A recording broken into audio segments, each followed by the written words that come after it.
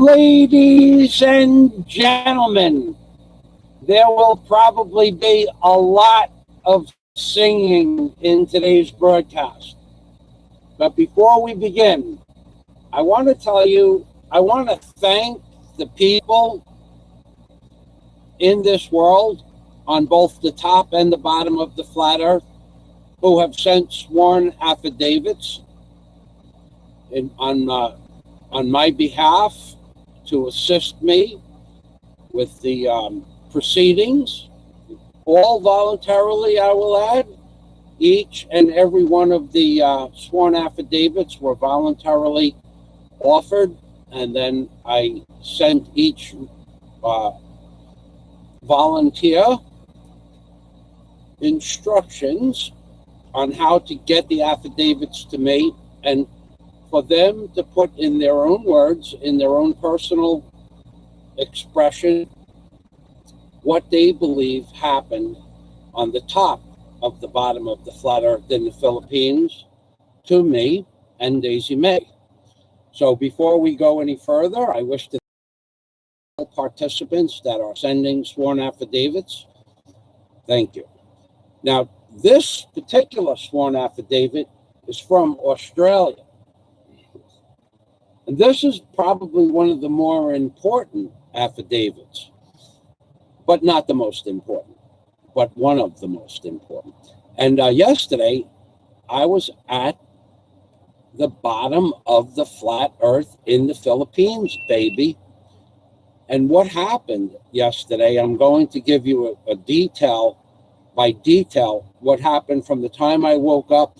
What happened probably the last 48 hours would be best, because things changed in the last 48 hours. Drastically, things changed.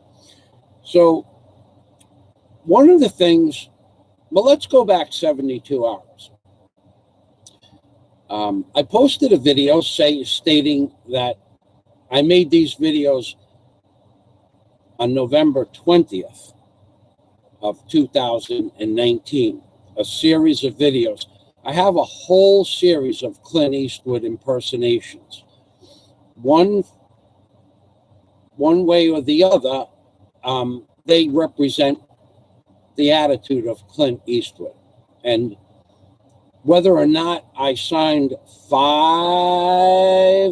affidavits in black and white or 6 in color, you must be asking yourself that question. Did he sign 5 affidavits in black and white or 6 in color? I'm not real good at that. But anyway, let me tell you what happened. So even though the guest list went out on November 20th, there was still a few more days. I'll go through the whole process. I'm going to do a complete series of videos on how to prosecute someone in the Philippines to the best of my ability. But the procedure is a stepping stone type procedure. Although you might have the impression that you can just go into a barangay, a police office, or the NBI and just make some claim that somebody did or supposedly did or possibly did something to you, and that they're going to immediately go out and, check on this situation. It's not like that. It took 11 months from the time. First of all, I had to be given permission to go to the local police from the barangay, but I that was verbal, and because everybody knows each other, it was a verbal permission.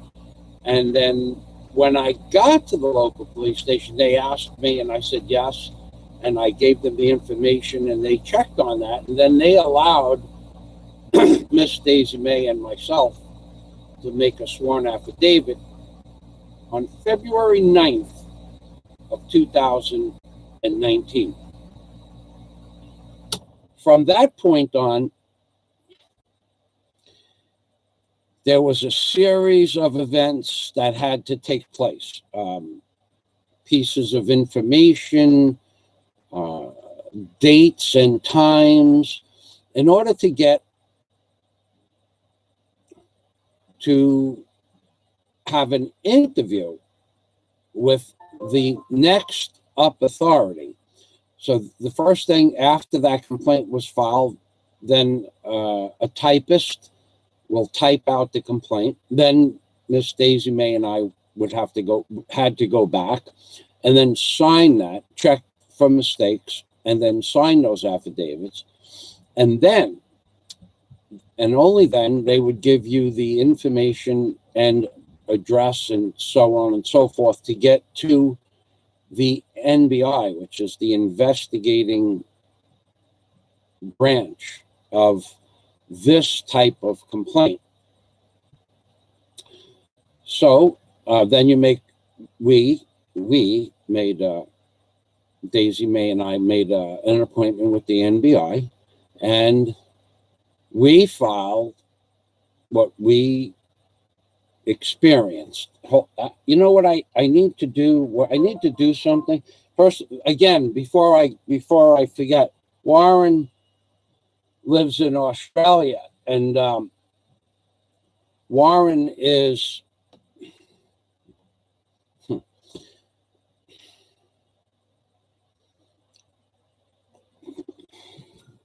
Warren is still in the ICU unit. Since before Christmas, Warren is in the ICU unit. He's been out a few days since Christmas, and he has escaped from the ICU unit. About 5 days ago, he escaped. He calls it escaping, escaping from the ICU unit. And when he escaped, he called me up on Skype. It was like 3 o'clock in the morning, my time. And I'm going, who could be Skyping me at 3 o'clock in the morning? So it was Warren. So listen, if you guys are here and you're not subscribed to my channel, subscribe to my channel, because this next series of videos on how to schedule, how to prepare for trial, how to prepare for the prosecutor. I'm going to do a whole series of videos as I move through the Philippines justice system on how you too, if you live in the Philippines or outside the Philippines, how you too can, if you have a valid, and let me tell you something, it has to be a valid and provable claim. If you have a valid and provable claim against someone else in the Philippines, I'll explain to you how you can go about to start the proceedings, but they will not let you go forward. Neither the police nor the NBI or the prosecutor, certainly not the judge, is not going to let your case go through unless they feel that you have a valid claim, whatever it is. Let's say you bought a motorcycle and they sold you a junk motorcycle, but you can't prove it. Well, you're not going to get, the charges are not going to be levied on the motorcycle dealer. So let's see, we have LaRue Segrest. Welcome to the machine, LaRue. Hold on, this camera keeps going. I have it on voice command. What a pain in the neck this camera is. Okay, so you have to have a valid case before you can get even past the barangay. Then the police will check to make sure that you have a valid case. And then when you get to the NBI, if you think that I gotta tell you, when you move to the level of the local police or the barangay captain, you are dealing with a completely different element in the Philippines, baby. They don't get to be the barangay captain unless they're super intelligent and street savvy. Okay? they do not get to become police officers. They have the same training that I would have gone through to be a Marine Patrol agent in America. They have to, let me tell you, when I was taking the tests at Indian River Community College and training process to take the police exam and to become a police officer, you had to bring up your reading skills, your writing skills, pronunciation, all that kind of skill sets, math, all that had to be brought up to college education, or at least senior high school education. So in other words, the training to the preliminary work to become a police officer was very difficult. But of course, I passed all my exams in order to take the test to become a Marine Patrol agent, which I aced. The verbal, I failed. The physical, I had the morning of the test. And this is I trained for 7 months to get in shape. I was down to 202 pounds. And the morning of the test, I was in a bathtub that wasn't cleaned properly in a hotel in Tampa, Florida. And not Tampa, where was, I forgot the name of the town. It was up near wherever I took the test to be a Marine. The morning of the test, I slipped in the bathtub and twisted my knee so bad I couldn't walk. And I failed the 1.5 mile run by 3 seconds. Even with a knee, I took 12 aspirin to kill the pain, and I could run, but I just didn't make it. So anyway, but moving past that, I know what the training is like to be a police officer, and I know how difficult it is for them to get to be police officers in America. The same is true in the Philippines. I have yet to meet a police officer that wasn't street savvy and intelligent. And then from there, you can apply to the NBI, I guess, or you could directly apply to the NBI directly out of college as well. But these are professional people here. That's the point of this conversation. These are not people that take life haphazardly. Although there is compassion, they do not assist you. You should understand, they do not assist you with your proceedings. They simply ask you direct questions, and you are then required to give them the information that they request in order to go forward. So you just can't make a claim and think that everybody's going to believe you. That's just not the way it works. And that's the way it should work. It should work like that. When you make a claim, you have to have the evidence to back it up. So what happened was, so I started this proceeding on February 9th of 2019, and yesterday on January 8th of 2020 was the first time that we got into a public building besides the police or the NBI's office, and had the opportunity to present ourselves to the prosecutor. Now, I can't tell you what went on in the prosecutor's office because it's an ongoing investigation. But what I can tell you is that it was really interesting. It was extremely interesting. And at one point in the building, in a separate jurisdiction, in the parole officer's purview, it was 75 minutes of comedy. We laughed, we joked, we we kidded around. It was almost an hour before I realized the guy I was kidding around and joking with was the boss. He was the boss. I thought he was just a nice man that allowed me to come into the parole board officer's room to make a video. And turned out that we're all going out. We're all going to meet for lunch and or dinner, and everybody in the room, 17 people, because between him and I and the psychologist or the on-site expert in cluster B personality disorders and or psychiatrist just happened to be there at the time, and we're all going to go out for lunch, and we're all going to have a wonderful dinner or lunch. But for the whole time I was in that office inside the building, which from now on we can call bottom of the flat earth extension, or let's see, separate, I don't know, like a side issue. It's the bottom of the flat earth in the Philippines, baby.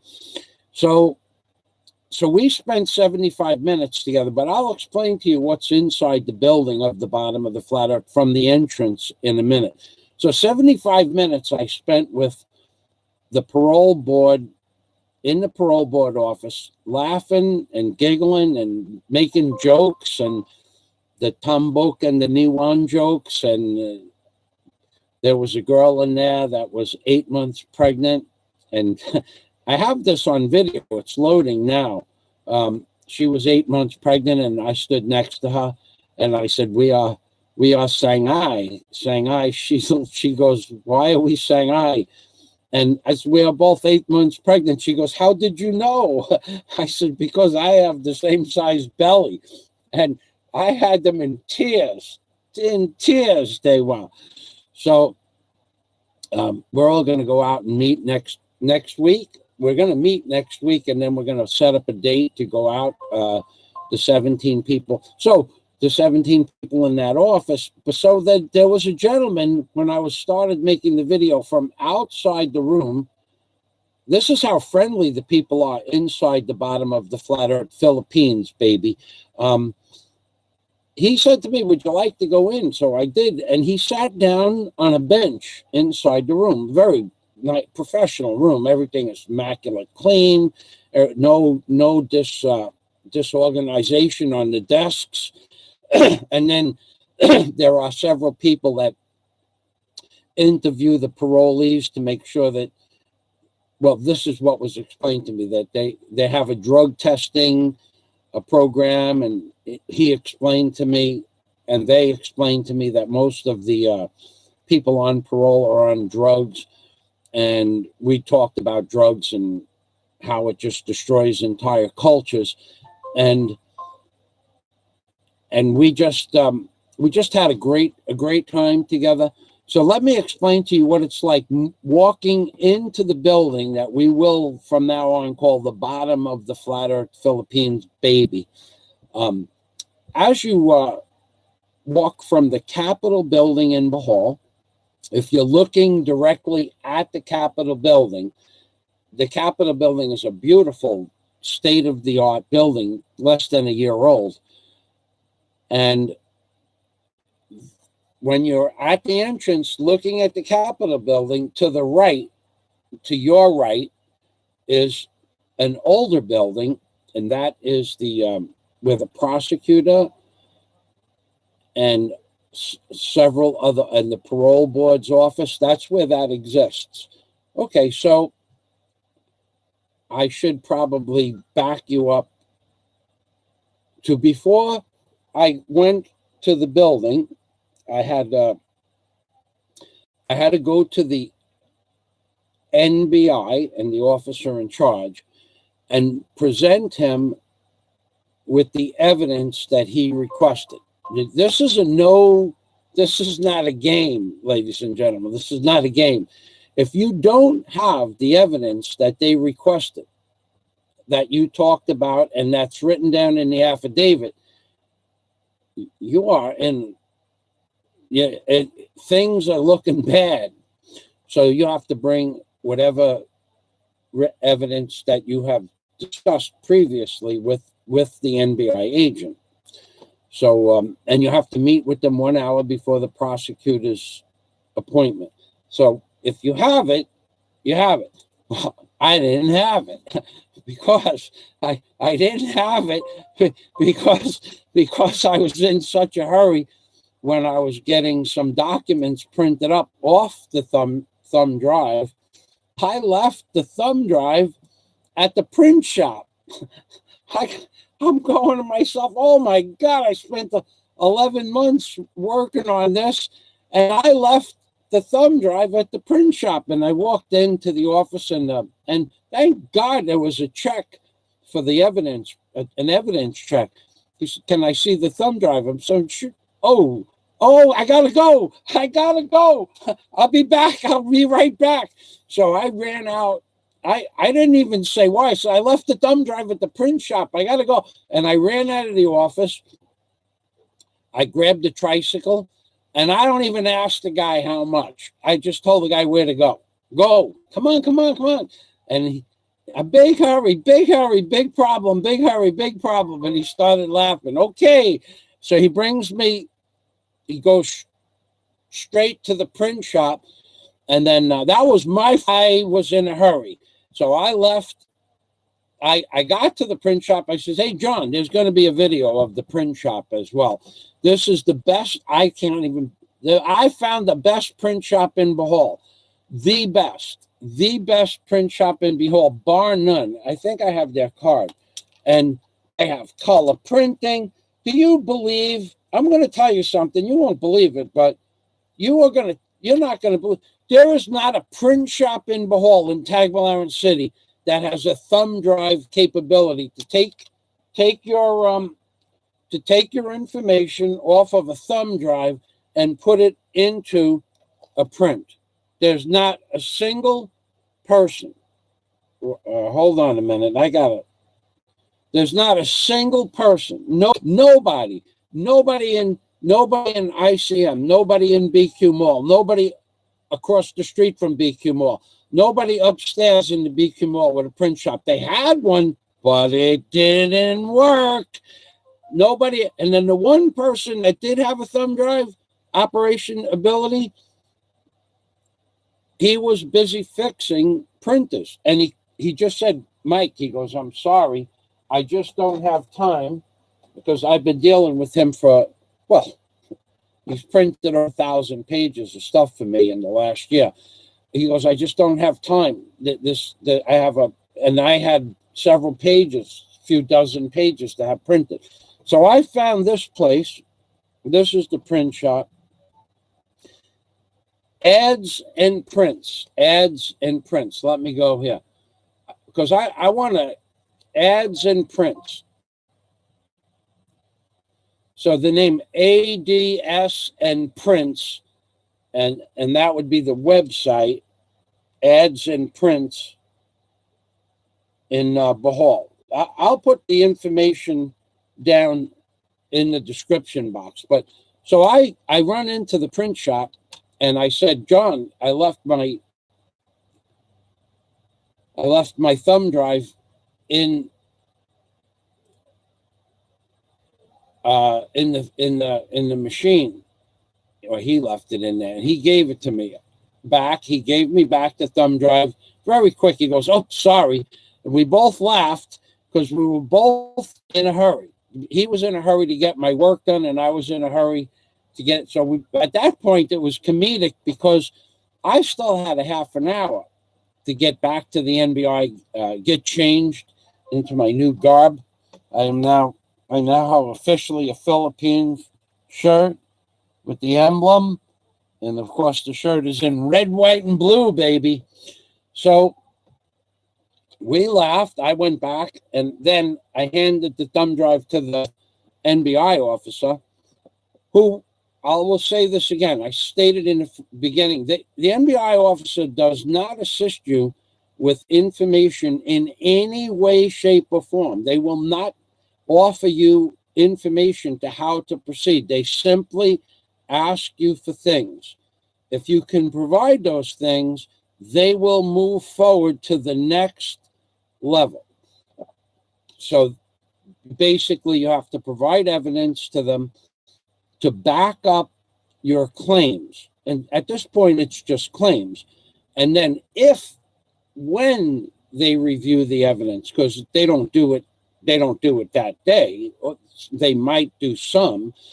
Daisy and I probably spent four trips to the NBI before August, from February to August, maybe 5, and then myself probably 5 more after that, each time asking for a specific piece of information to justify the claim before any kind of physical paper would go out in the form of a subpoena. Let's say a subpoena.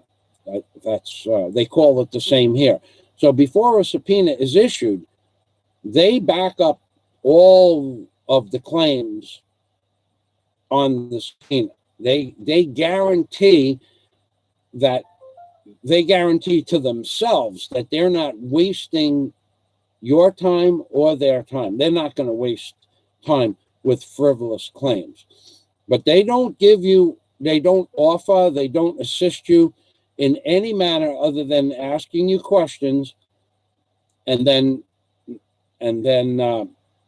when you provide them with answers that they see justifiable to move forward to the next level, then they'll ask you for something else. And then they'll ask you for something else. And then they'll verify that piece of information to the best of their ability. Now, depending on what the verification is and what evidence you have, if it's written or in photographs or receipts or videos or things like that, then they will review and they will decide whether or not to move forward. So, to digress, if I read the comments, I'll never get through to the.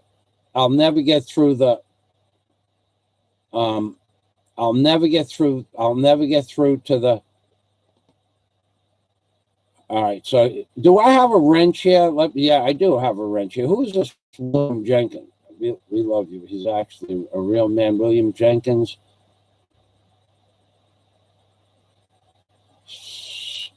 Just keep it clean, William, because you're a new guy on the scene. Big E in Cebu is here listening. So you should be listening, Big E in Cebu. This information may help you somewhere down the line. Dennis Adams, welcome to the machine. Welcome to the machine, Dennis Adams. Big E in Cebu, you are welcome to good morning. I will say good morning back. Mayan Buntag Pod. I'm going through this piece of this is going to be a series, Biggie. Apparently, you are a new guy on the scene in this whole endeavor, but you should understand that the claims that some people make about other people, third parties, second parties, the claims that some people make against certain people not only cannot be verified or proven, they're completely unjustifiable nonsense. So you should just pay careful attention, Big E. I've seen you all over the place on these issues about Philippines bloggers saying that you just want to, glad hand somebody in Alona Beach and you want to put, bygones be bygones. It's way more complicated than that, Big E. Way more complicated. Way more complicated than that. So, digressing back to the courthouse, Big E, okay, here's the thing, Fazio. Okay, you're going to explain something to me. I'll keep an eye on the comments. I understand. I watched that you did not allow people to bait you, and I thank you for that. You are welcome to to make your own decisions. After this series of videos, you will be able to make a better determination as to what is really going on. Okay, so for my wrenches, please don't let anybody post any kind of nonsense, because we're not like that here. We don't. Okay, Big E, I'm going to just let your comments go. I'll read them as they go. I'm not going to reply to every comment. You're not going to take over my live stream. And that, you're not taking over my live stream. You're not mentioning names on my channel. You are nothing but a third-party participant here. Get that clear. Do not mention names, dates, places on my channel. Okay. Don't mention, I'll say it again, and I'll only say it one more time. Please don't mention names, channel names, or people on my channel. And you should know better. You should know better.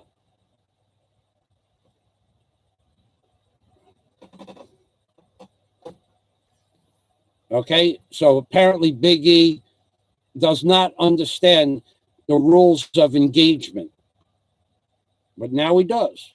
So, digressing back to the front of the prosecutor's office. First, I had to go back to the NBI, and then a few minutes before 2 o'clock, when the subpoena was to be, called for, a few minutes before the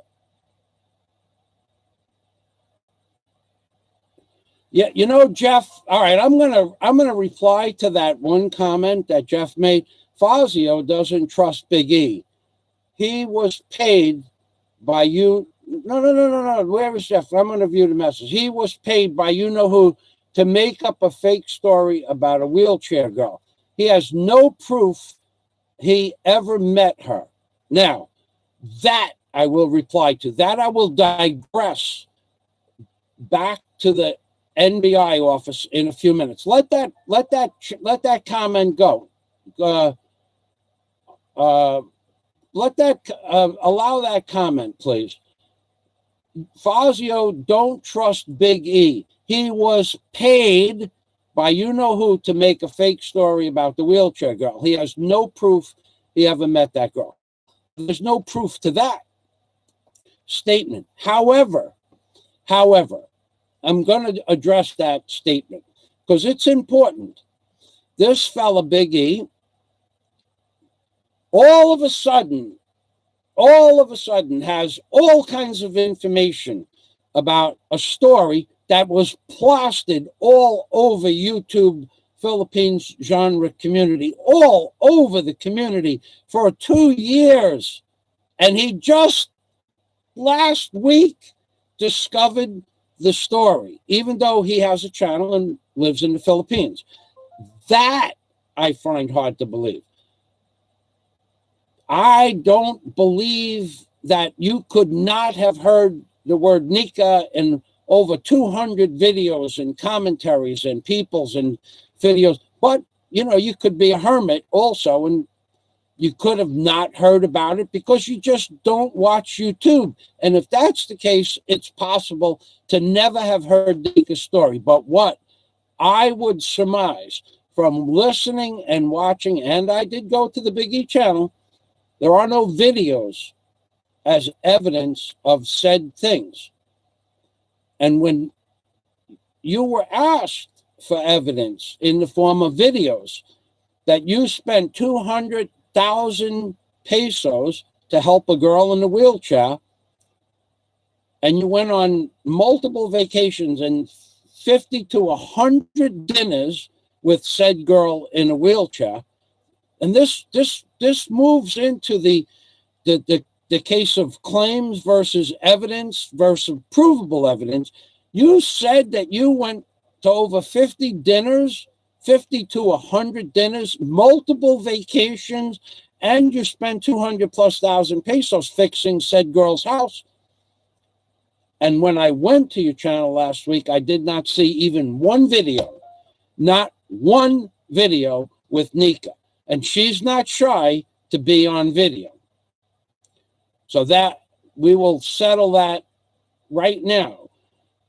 It's easy to say something, which goes back to evidence and provable evidence. It's easy to be anybody you want on YouTube. Even if you really do have a wonderful family in the Philippines, it's easy to decide to take a side, to side with someone, because you said it yourself in a live stream yesterday that you have a soft heart for somebody that's in need.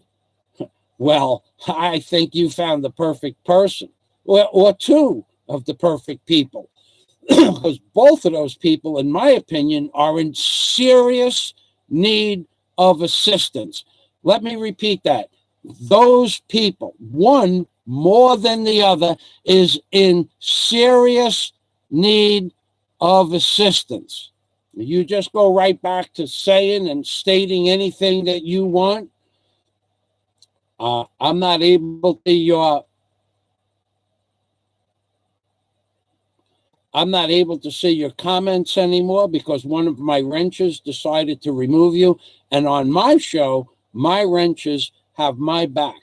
So until you decide to post videos of you cleaning up Nika's property, until you post videos with you in the video working on Nika's house, or at least on site with the contractors, or working with people to help Nika, and on vacation with Nika, 50 to 100 dinners or outing events, I would like to see, okay, so you have videos posted. Very good. I will go check that out. But you can't come on my channel and take over with 200. You're not going to come on my channel and take over with 200 comments like you've done to the other live streams. So I want to see videos of all that work. Okay.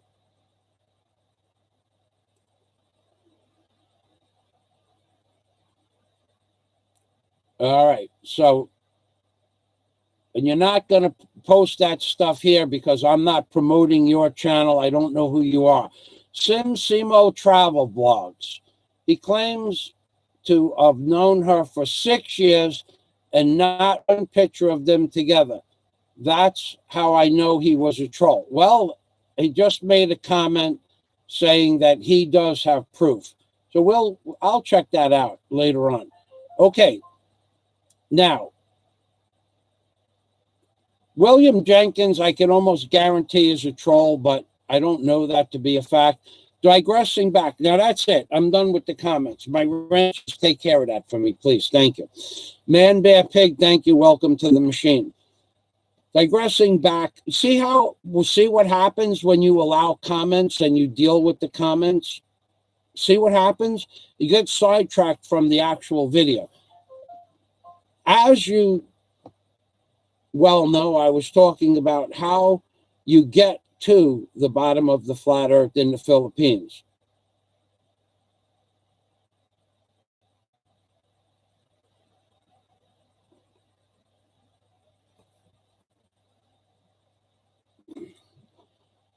Again, with the comments.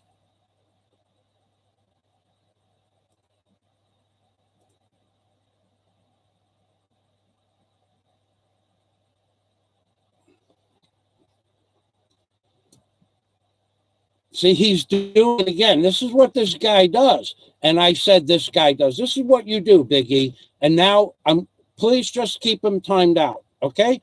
He comes on to every live stream and takes over with 100 comments. That is very troll-like, in my opinion, okay?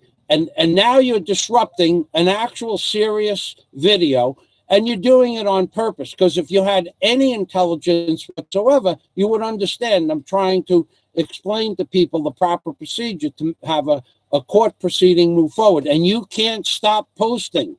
That's what Mrs. Heminger does. That's what Wally Boy does, Wally World. That's what Rain Man does. That's what they all do. You just can't stop. And posting a video of you and Nika and her mom dancing in the condo is not what I requested. What I requested was a video of you doing 200,000 pesos worth of work on Nika's house. That's what I requested. So apparently, there's some sort of misunderstanding.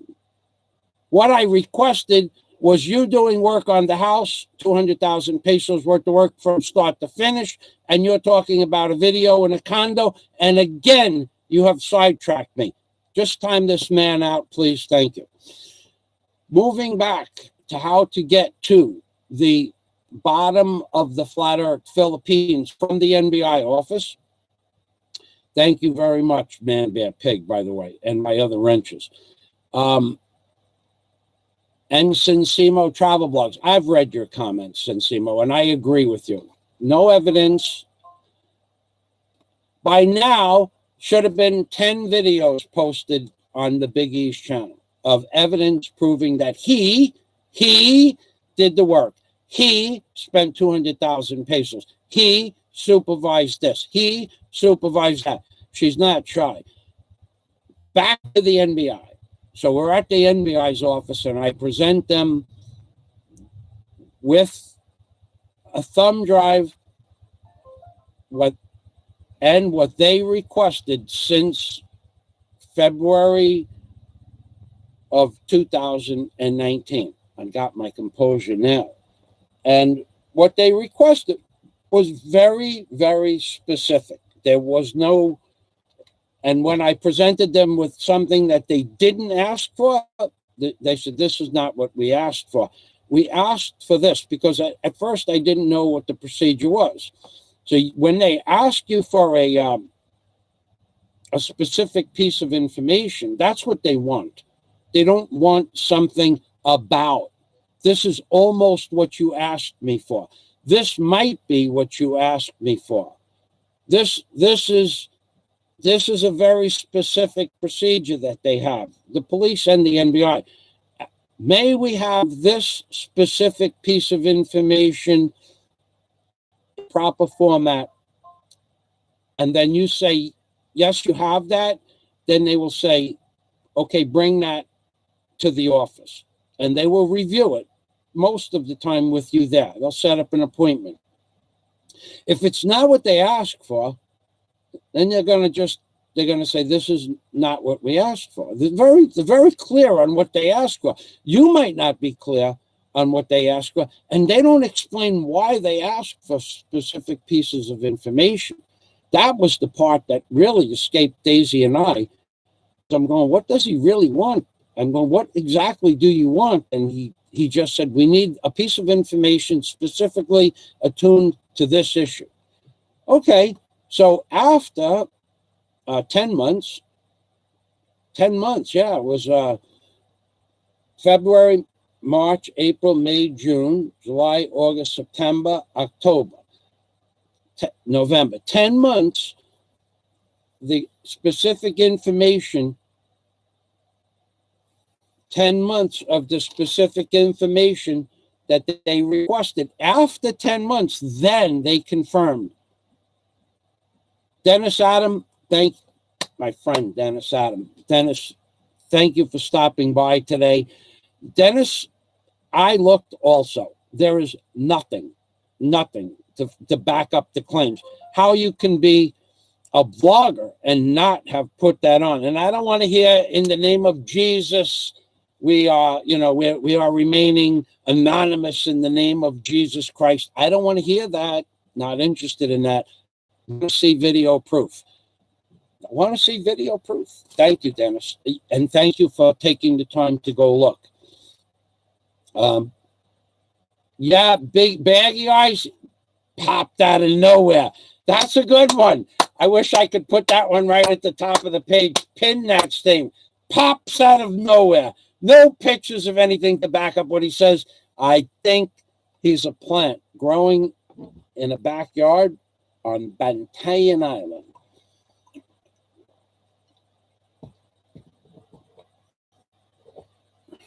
Okay, so after going to the NBI's office with the video that they requested and other evidentiary evidence or evidence, legal documents, and so on and so forth. In fact, we're going to give a big shout out to Warren H. Warren sent out this paperwork for me from Australia in early December. Warren sent this information out. Early December. And it just came an hour ago.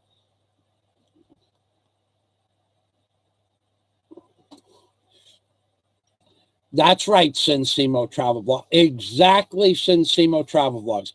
100% accurate. I already sorted all that out last week. I searched and researched and looked and went to and looked. Nothing. No evidence. No evidence. Nothing provable. Maybe he does have evidence, but it's not available. So it doesn't count. In the NBI's office, digressing once again, after I went back to the print shop and then I said, "Here, sir, here is the thumb drive." And I call them sir because they don't demand that kind of respect, but they deserve it, considering what they're doing for the people that have cases involved with. And then the question. Is everything I requested, I'm the NBI officer, is everything I requested on that thumb drive as I requested it in the purview, in the viewing aspect that I requested that information? And I said, yes, sir. He said, okay. With that, he made a phone call. And 2 police officers in plain clothes, but you could see they were police officers. They weren't that plain clothes. They were plain clothes undercover police officers. And one came in and sat down immediately to my left, about 9 feet away, and one sat down just behind me. And I introduced myself as Michael Fazio, and I made them laugh. And I talked about being a movie. I don't have video of this, but I talked about one guy looking like a movie star and the other guy looking like Elvis Presley. Naturally, you just have to have a little bit of levity with people. But I knew they were police officers. I couldn't figure out why they were there. They were there to escort me to the courthouse for my safety, because they believed that due to the nature of the case, I needed to be escorted. So I was escorted to the courthouse. So they brought me to the front entrance, and then I was not searched. Body full, through a full body. They opened up my bag and they tapped me down, but I was not like body cavity search. Hold on a second. The receipt. Yo, come in. Amigo. Yeah. They bring me to and I go, and they don't do a body cavity search or a stripped down search, because now I'm going into where the big guys in the building are. And but they do have a sign. I'll tell you that when you look to the right of the entrance, immediately to the right, there's a dirt pit about 3 feet high, and it says, "Empty your guns here." So if you have a round in the chamber that won't come out, they want you, I guess, you shoot into the dirt. I thought that was really interesting because it's right outside the front of the office. So that was one of the most surprising things I learned. So if you have a gun, I don't know why they'd want you to empty your gun out there, but I guess if you have one in the chamber that won't unload, you can shoot it off into the dirt. But they have a place for that. I found that interesting. But now you walk into the building, and then you go to the right. It's a pretty big building, and then you go to the left, and all along the walls of the entire hallways are ancient pieces of equipment. And I have a video of this. I was allowed to make video. Ancient typewriters, the ones where the letters go like this, like A, B, C, D, like that. Ancient stuff that went back into the 50s. Then they had typewriters that went back into the 60s. Then they had typewriters that went back with the ball, the ICM, the ball, the one that the ball would go like this and like that. And they had all of this ancient equipment. I'm going, look, and it's just stored. It's just stored on top of boxes of files. And the files are boxes of cases that, and it would say the year 19 whatever, or 2000 whatever. And it was just an amazing sight. You're going to really enjoy that video. So then now we go into the prosecutor's office. I refuse to talk about what happened in the prosecutor's office, but let me just say that what I can say is that I came out of the prosecutor's office singing, and I sang for the rest of the day. I sang in the office of the parole board officer's office, and Rocky is the supervisor of the parole board. I sang on the jeepney on the way home.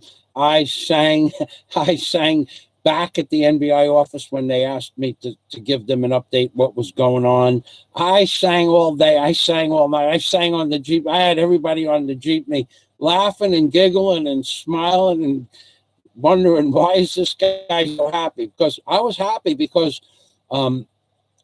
I just feel real comfortable with the whole situation. I can't say why, and I can't say how I feel like that. In other words, I can't give you the reasoning as to why I feel very good about the whole thing, but I can tell you I was laughing and singing and giggling, and I could tell you that some people agreed with my personality change.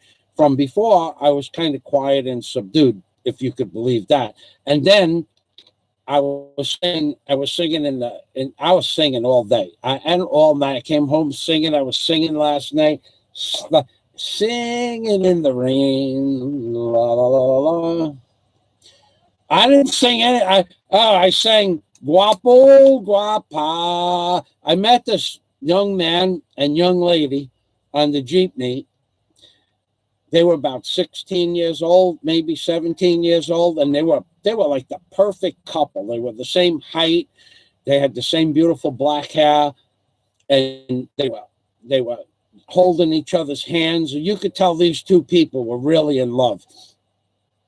So I said to the young man, I says, "This is your asawa?" He goes, "Soon," because they were 16 or 17 years old. And I said to the girl, the amiga, "You will marry this man?" She said, "Of course." And I started singing, "Guapo, guapa, soon to be a sour." But I can't sing. There was no words. I was just singing. I had the whole jeepney laughing. Then I started my tambok niwang thing. And I said, "Guapo." Now, these are two very thin Filipinos, just normal frame Filipino people. "Guapo niwang, guapa niwang." And that was just kind of like what I was singing. I was just a happy guy because I feel real comfortable with what happened yesterday. But I can't talk about what happened yesterday. But I can insinuate as to where. Now I can't even do that. I won't do that. But I should do that. But I won't do that. So, yeah, Dennis, I wasn't singing any. I also Guapo Elvis Presley, Guapa Diana Ross, like that kind of stuff. And everybody on the jeepney was clapping and laughing and joking. And I had like 25 people giggling. And some people were humming. And then that guy started singing something, the young man. And then he held the girl's hand. And then I said, "Marriage, guapo, guapa, marriage." And I'm just singing words. They're like 3-word songs, 3-word sentences. But anyway, I was having a good time. And everybody else was having a nice time as well. I sense a smile. That's right, baby.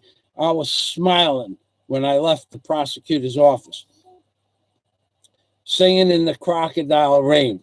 That's right. What a perfect day, too, it was yesterday. It wasn't hot. It wasn't cold.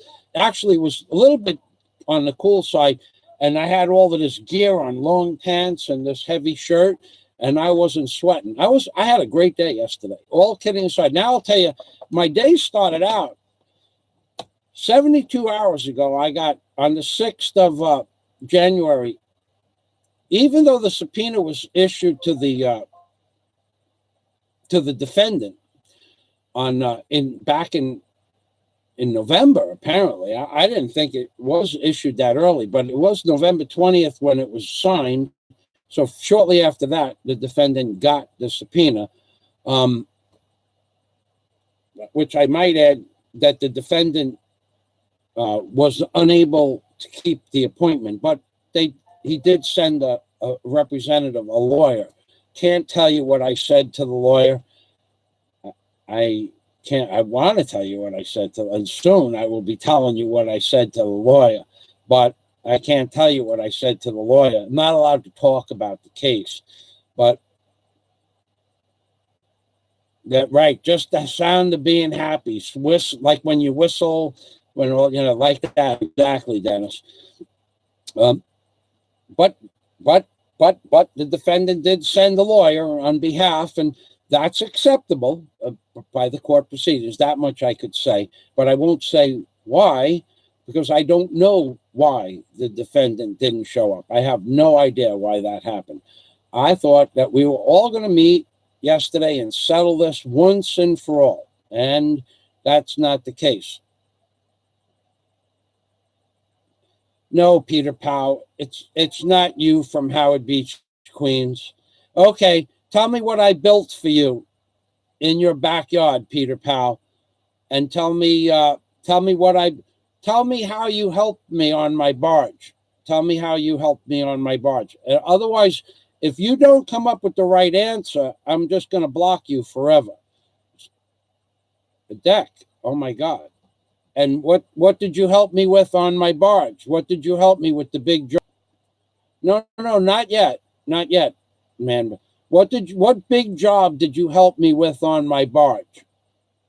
You could either name the name of what we did to the barge, how we changed something on the barge. Oh my God, it is Peter. Peter Powell. Oh my God.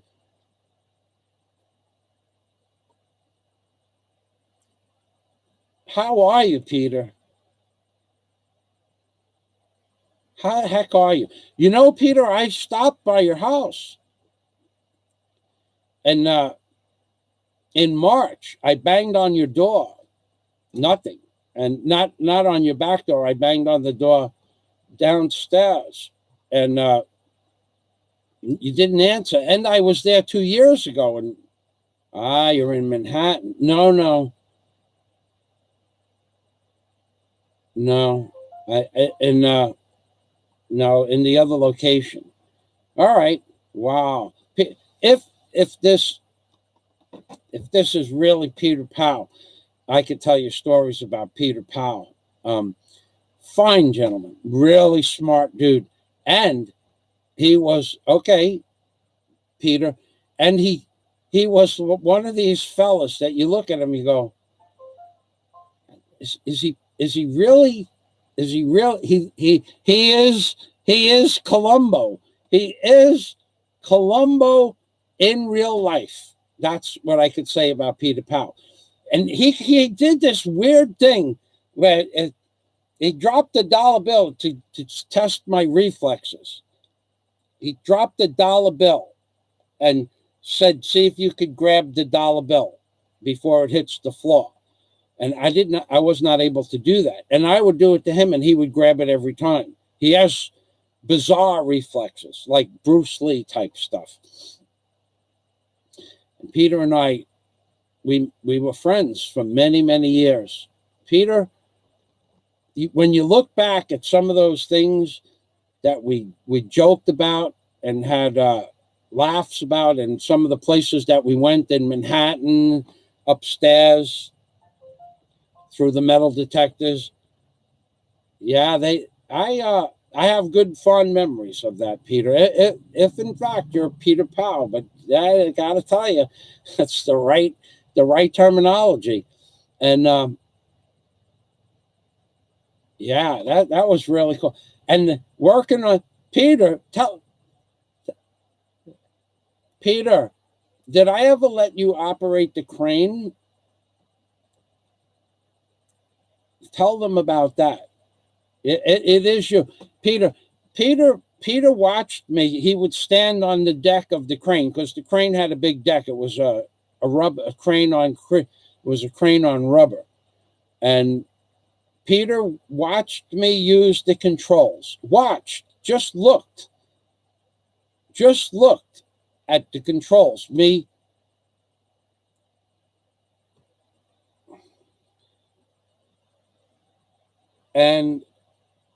And he would watch, and he kept looking, and I'm looking at him, and I'm going, what are you doing? He goes, I'm learning how to use the crane. So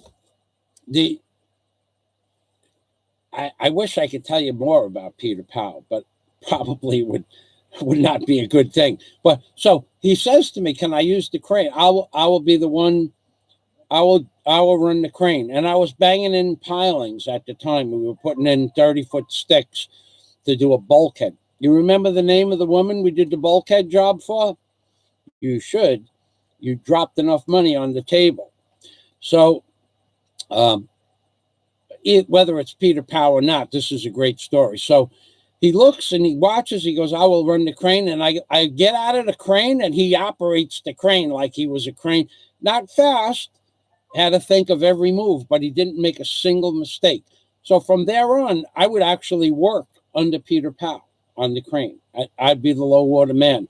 That's how much I trusted him, not just with my life, because my life and Peter Powell's life could have ended many, many times for different things that we've done in our lifetimes, not because of each other, but that we have done in our lifetimes. And then later on, I learned to trust him as a friend, very good friend, and he trusted me as well. So anyway, he operated the machine. He was one of only two people that I ever let operate the crane. Both of them watched, both of them got in the machine, and both of them could run the crane a few hours later. A few minutes could run the crane. Okay, so goodbye, William Jenkins. You want to operate the crane? Yeah, just give me $1 million worth of insurance with Lloyd's of London, and you can operate the crane on a barge with a pile driver and a free wire, free boom operator. Yeah, I could tell you'll be a heck of an operator. Free wire, free spooling, free boom, manual dogged off brakes. Yep. Anyway, so we from the prosecutor's office, because now we're done with the prosecutors. What I can talk about the prosecutor, which is nothing, but I can tell you I came out of the prosecutor's office very happy. Not everybody came out of the prosecutor's office very happy. The NBI was very happy. The prosecutor was very happy. And I was very happy, but I'm not sure there were other people that may not have been happy. I can't say for sure, but if body language is any indicator of whether happiness existed or not, I was I was the most happy guy in the room, that's for sure. So after I leave the prosecutor's office, I'm doing a video outside of a little office called Province of Bohol Parole Hearing Room. I forgot the name. I have the video loading. I could tell you. Hold on, I'll look at the name of the video. If it's still loading. No, it canceled out again. All right, let's add it to the. Not going to do that now. I'll have to do it a different way. I'll have to go to my files. So I'm standing at the office, and there's a gentleman, a tall man, very tall man for a Filipino too, and a very well-built man. He stands behind me to my right, which is okay, but and of course I am surrounded by probably, I don't know, 8 or 10 police, because this is right at the entrance to the bottom of the flat earth Philippines. So I'm province of Bohol Parole Board. And then there was some more words that I have to look on the video to get. And he says, would you like to go inside the office? And I said, yeah, I think I would.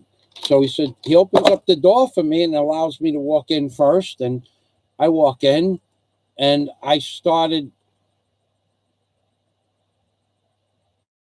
yeah, Peter Powell, I got to tell you, what was the name of your dog, Peter? Like, we'll clarify this once and for all. So what was the name of your dog, and what kind of dog was it? That will clarify whether or not you are the real Peter Powell. But thanks if you're not the real. Wow. You are the real Peter Powell. Wow. I apologize. I should have never doubted you. My friend Peter. This is my actual friend Peter Powell, who I have known since 1977. Oh my God. Peter, I wish that you weren't there when I went to look for you. I was in New York for 2 months too. We could have had some fun stories and went out and had a little dinner in Chinatown. Yeah, my God, I'm going to stop the NBI conversation. Peter, how are you? How is Michael?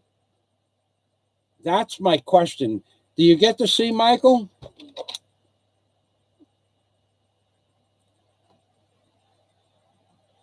Yes, that was the year. Okay, well, that's good that you still see Michael. Oh my God. So Peter and I,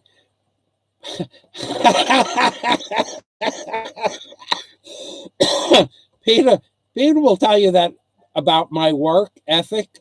And Peter worked with me. Peter asked me to build him a deck on the back of his house. This is what the true nature of a true friend and a real man. Peter said to me, even after I knew him for several years, I want you to build a deck in back of my house. And at the time I had, I don't know, probably 8 or 9 men working for me. And I had a few weeks off. And I built a deck. And in return, I did not take any money for the materials or the labor. I just let him pay. And every day, Peter made foods for the men, and good foods too. We're talking about good food for, 7 or 8 healthy men in their 20s and 30s. The only thing that Peter was ever going to give me for that, because we're friends, I said, no money. He said, I will owe you a favor. And I won't say what nationality that Peter is. If he wants to say, that's okay. He said, I will owe you a favor. And I said, okay. And then a while after that, I wanted to change the crane, my 6-ton Bantam crane that was in pieces on the barge from my job in Mamaroneck, the sewer tunnel in Mamaroneck that I told you I was the blasting barge on. Peter said, I went out, I needed a crane because we cut up my Bantam crane. It was too small, it was old, and it was gas. The thing used like 3 gallons an hour. It was just using up more fuel than it would make during the course of a day. Plus, I don't like gas-operated equipment to begin with. It's expensive and it stinks, and you can have an explosion. So Peter says to me, I owe you a favor. So a while after that, just many, many, many months, when I brought the barge back from Mamaroneck, I parked it on a job site in Queens. And I said, well, I guess I need a crane. So I went to a crane place where they sell cranes, and I looked at cranes, and there was a crane there. It was a 30-ton Lorraine crane, and it was a diesel. And it looked like it was brand new, but it was a 1955 crane. Okay, so we were already talking 30 years old, 27 years old crane. And I said to the guy, what's wrong with that crane? And he said, well, the drivetrain doesn't work. In other words, the 5-speed transmission. It was a road crane where you could drive the crane on the road and then you on rubber, and then you put out your stabilators and you lock them down, and then you can make your pick on the road. He said the gears don't, there's no gears in the gearbox. There was nothing. You're just grinding metal. That's all it was. So I said, but how does it run? And I looked inside the crane, and the brakes were brand new. I mean, we're talking an expensive process to replace the brakes on a crane, and a lot of work. All the brakes were probably 5/8 of an inch thick or close to that, brand new asbestos brakes. The crane was never used, you know, if in any industrial manner. So I said, how much? And he said 10 grand. And I said, come on, dude. He goes, 10,000. That's the crane is worth. And then we went through a book and to show you what the value of a crane, if the drivetrain was running, it would have been $40,000 or $50,000. He goes, I'll sell it to you for 10,000 and I'll deliver it. But that's all I can do for you. So I said, okay, I'll take it. Can you deliver it today? And he goes, I can deliver it this afternoon. So if you have the money, I said, I'll give you 10 grand. So I took out, I happened to have some pocket change. Peter would understand that. And I paid him for the crane. And I waited in the yard, and I picked up a couple of pieces of other equipment with the crane. And I drove back with the crane and brought them to the job site, and they delivered it. And people were going, what the? Are you serious? Because I wasn't bringing the crane to that job where the barge was. I was bringing the crane to another job, a $190,000 deck job that I was doing on 95th Street. So the barge was on a different street, 99th Street. And so then I had all to do to get the crane into the yard, because it was a real bear to get the crane, to move that crane without a gear train in the axles, no forward or reverse momentum. To move that crane, you had to put the cable forward and then pull the crane forward with the number 1 or 2 wire.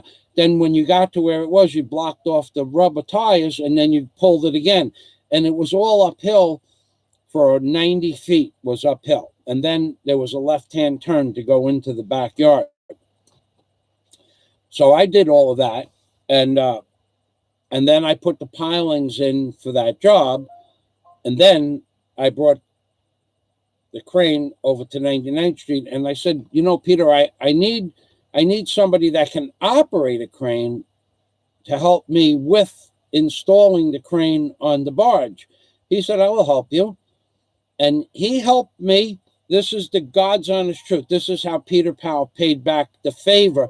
I gave him the materials and the labor, no charge, no money for me as a friend. Peter worked with me from 8 o'clock in the morning or 7 o'clock in the morning till we were done for the day. Every day for 21 days. Every day. Every day we worked, he helped. Because we had to cut all the old crane off, and then we had to cut all the metal off the barge that were attached to the crane. Then we had to prepare the barge for the crane. There was some preparatory work. Then we had to build a ramp to the barge. Then we had to set up a shiv, a block and tackle, to pull the crane onto the barge, but we had to wait for a full moon high tide in order to bring the barge closest to the height that we needed it because we couldn't dig out the lot where we were. And Peter and I worked together. It could have been 20 days from the time we started to the time we stopped. And he worked with me religiously, day and night, whatever it was, rain, hot, I bought him lunch every day. And the day comes with the full moon, we finished, the ramp was set, we set the ramp on the barge. Now the land was here and the barge was down low, so it was like an 18-inch difference, but there was no way to stop the crane once it went down onto the barge. It could go into the pilot house and the motor package, so we had blocks of wood on the barge, like a barricade for the tires, like something that it would, like a bumper stop, because there was nothing to tie it off to in an empty lot. So the crane, I put the shiv to the engine package / pilot house, and I pick up the boom straight up so that when the crane goes up to the pilot house, it doesn't smash the pilot house. I pick the boom almost straight up pick, and I take a strain on the one wire, and the crane inches forward onto the ramp, and then the crane gets on the ramp halfway, and now gravity, whatever that is, takes over, and the crane starts going down the ramp, and it was almost level. It was only off about probably 16 inches, but when the weight of the crane hit the front of the barge went down like another 6 inches. So now I'm in the crane and I'm on an angle like this because the barge went down. We just didn't I knew it would happen. I had no idea what the effect would be. And when that happened, now the crane is moving, and we had several stops on the barge to stop the crane, but the crane is now moving at a couple of miles an hour, which doesn't seem like much, but it was a 35-ton. That's right, Clint Eastwood hit that on the head. The crane stops like this far away from the motor package, and I'm going, oh God! And I'm looking to make sure it didn't hit the motor package, but the boom is almost straight up. The boom is in jeopardy of falling backwards because there's no back pipe on the boom. It's just wires. And I turn around and I go on the land side to say to Peter, wow, he's gone. He's gone. He's gone. He left. His favor to help me get the crane on the barge was over. He left. And that's what a favor is. I kept his word. He got the crane on the barge. The barge was not even the waves that I made in the canal. The barge was still rocking. Peter was gone. And I said to myself, oh my God, his job is over. So when I got home, I went next door and I said, where did you go? He goes, promise fulfilled, job done, favor over, like that. And I'm going, okay, all right, let's go out for dinner. And we did. But that's the kind of man that Peter. So I helped him for a week build his deck, which was a lot of work for 7 or 8 men. He provided food and paid the men. I picked up the best material that you ever seen in your life for that deck. Longleaf yellow pine, grade A select, #1 dense, 0.60 pound treatment, copper chloride and arsenic treatment, and all the lumber was the same. All the 4x4s, the 4x6s. That deck lasted until 2010, from 1990, I guess, 1990 to 2010, when Hurricane Sandy destroyed all the decks in the area, or many hundreds, thousands, tens of thousands of decks. The deck got destroyed. Peter Powell. What a great memory.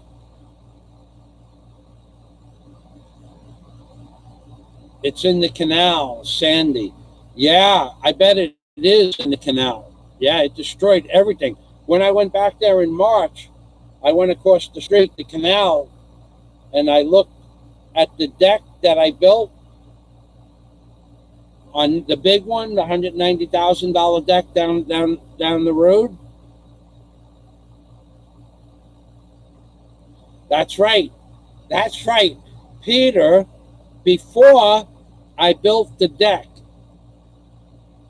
in preparation for building a deck, I watched Peter dig holes in the sand 4 or 5 feet down by himself, all the time by himself. He did all his work by himself, and he dug holes as deep as he possibly could, and then he got poles, like big giant telephone poles, like 14, 15-inch poles, and he got poles, and I remember watching Peter put the pole in because we lived in the same house. And I remember watching him put the poles in, and I'm going, this guy's a worker. He's trying. And I couldn't offer him any of my services at the time because he wanted to do it himself. Before that, he had built a deck with his dad, Mr. Powell. He was a cool man, Mr. Powell. He didn't speak a word of English, but we always said good morning to each other. We all lived next door to one another. And him and his dad built the deck. I have pictures of that deck. I want to make a video of your first deck. They took, and it worked, and it lasted for many years. It started building it in 1976, and I guess they finished it in 77, and it lasted until 1990, the deck. And it was just driftwood. Anything that drifted up on the beach, he used to build the deck. It was all free lumber. But the one thing that I remember watching him put in were the posts, all by hand. And the posts were big, thick, heavy pieces of logs like that. And I was building a deck next door in 1976. I didn't live in that house at the time. I never lived in that house, but I lived next door to it. And I had a big machine come in, big crane barge come in and put the poles in, big giant creosoted poles. But Peter did it by hand. Peter Powell, anybody ever hear in this video or anybody of Peter's friend, Peter Powell is if you can conceptualize what a real man can do and will take on as a challenge in every aspect of life, including risking one's life to accomplish a goal, whatever that was, whether it was a job description or a work ethic. Peter Powell is every characteristical trait of a real man and a gentleman. Every single characteristical trait of what a real man can do and accomplish in life, Peter Powell is that man. And I am convinced it is the real Peter Powell because he gave me things, 2 pieces of information that only he could. And I so much wish my friends, you're welcome, Peter. My friends, I so much wish that there was a way to get back together.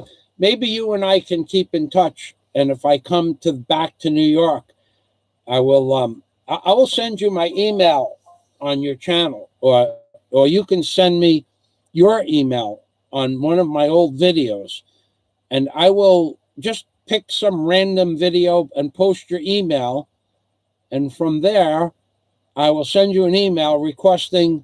I will remove your email as soon as I see the message, and from there I will request your United States phone number, and I can call you through my Skype.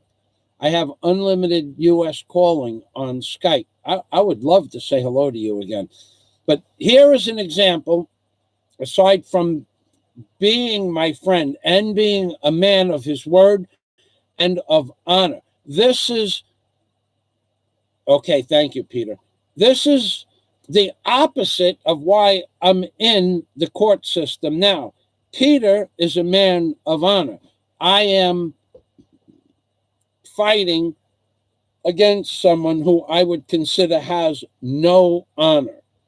And Peter and I talked about honor many times, and that's why we're both still alive, because we had honor, not to one another, but just in life. We were honorable people. That is the difference in life, how you can become friends with somebody and remain friends with people for the rest of your life if you respect them and honor their wishes and their privacy and their space. But we did. I crossed paths. That's how we met each other. I crossed paths with Peter, and we both realized that each one of us was up against a non-movable barrier. So what did Peter do? He said, I like you. I'm going to let you live. And he was serious.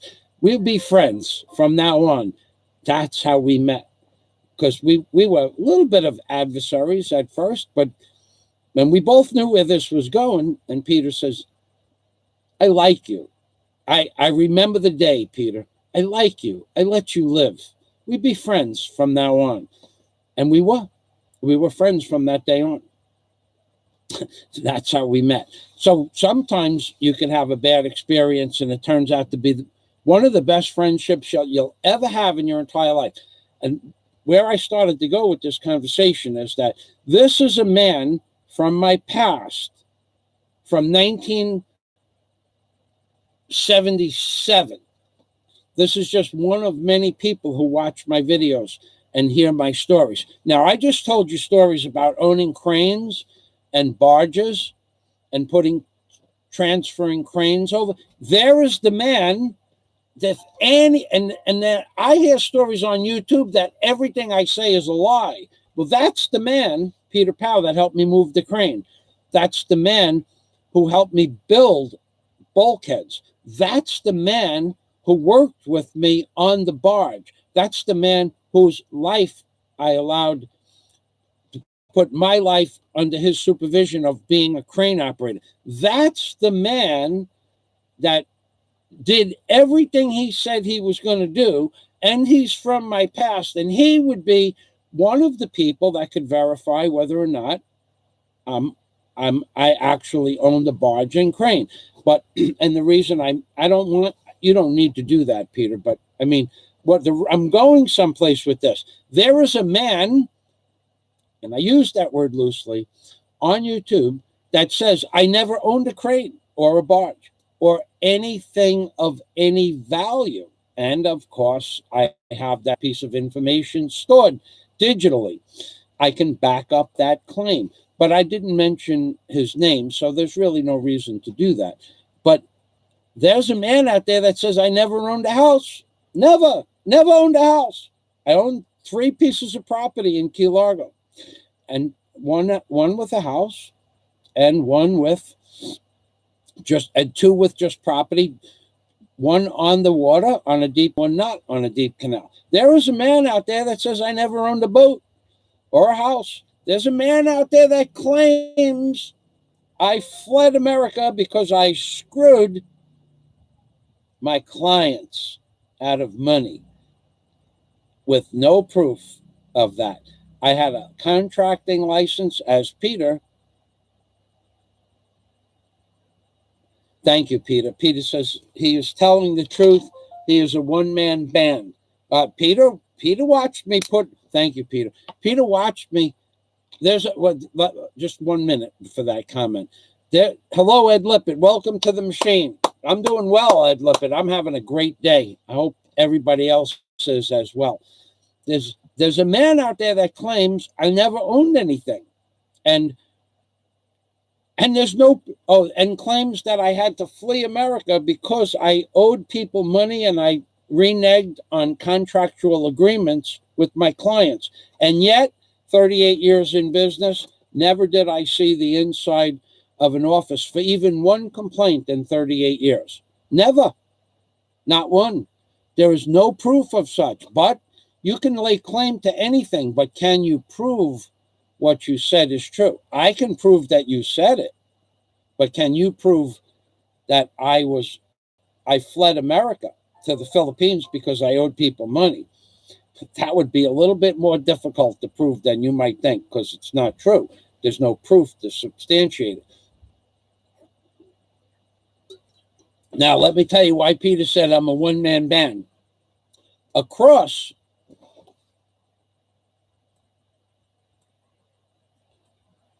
Peter Powell says, he brought a huge crane, a barge. I have to put my glasses on. Peter Powell says, he is telling the truth. He is a one-man band. He brought a huge crane barge, knows more than you might ever learn about building.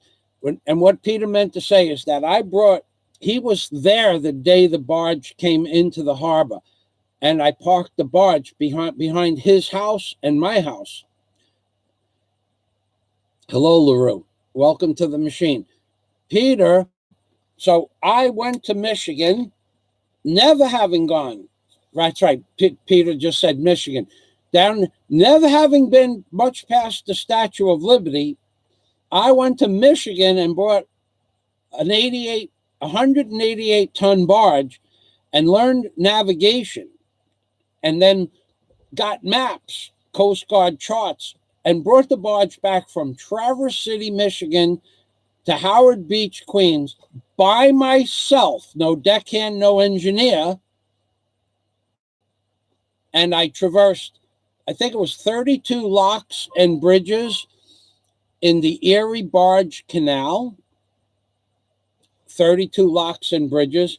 And that brings you from Lake Michigan to the Hudson River. And then down the Hudson River, I made a left and headed towards Kennedy Airport to Howard Beach.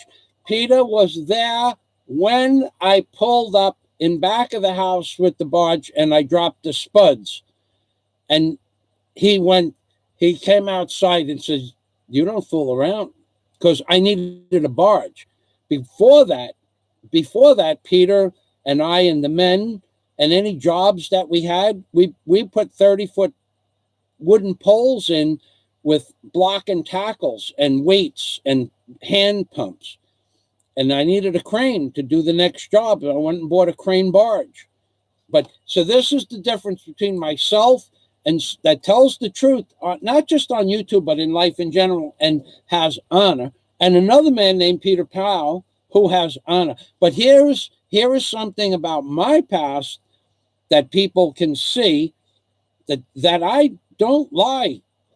Peter has known me 70, 87, 97, 107, 107, 43 years we have a friendship. I mean, now it's 43 years. Oh, my God. I remember when Michael was born. So that's amazing. 43 years. And I don't ever tell anybody that somebody can't substantiate. So why did Peter say that he's a one-man band? Because I brought the barge back from Michigan by myself. No deckhand, no pilot, no engineer, no help at all. I traversed 1,700 miles, 3,400 kilometers. 3,400 kilometers, 1,700 miles through 32 locks and bridges that I tied the ropes to the locks. And then when the barge went down, I lowered the ropes. I eased off the slack on 2 ropes, one from each deadhead on the top. And as the barge went down, I let the ropes pass through my hands like this to keep the barge snug to the wall so it didn't bounce back and forth in the lock. I'm the only person in the history of the Erie Barge Canal to ever traverse from one end of the Erie Barge Canal, from Tonawanda, New York, Black Rock Lock, #1, all the way through to the Hudson River. I am the only man in the history of the Erie Barge Canal to do that. Okay? No one else ever did it by themselves. But that's not just why Peter said I'm a one-man band. Peter says I have respect balls and ability. Thank you, Peter. Yep, that's what a man is. Balls and ability and respect. And that's, I can't express to you how much that is necessary in life to remain trouble-free as possible. And Peter bailed me out of a spot one time. Can't talk about that, but Peter bailed me out. He threw, it wasn't a weapon of any kind. Somebody said, I won't, I'm not going to tell that story. That would not be good. But you remember what you threw on the table at Donna's house? That was the funniest thing I ever seen in my life. To see that guy, what was his name? Isaac, to see his face, that was funny. I gotta tell you, I will never forget you throwing those things down on the table and Isaac's going, Peter says, I got Mike's back. And he did. So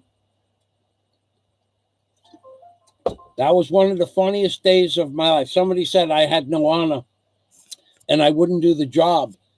And they didn't want to necessarily give me the deposit required for the job. And Peter said, no, he'll do the job because Peter worked with me on that job. Anyway, Peter said I'm a one-man band because I brought a 188-ton barge back from Michigan, self-propelled barge, self-propelled.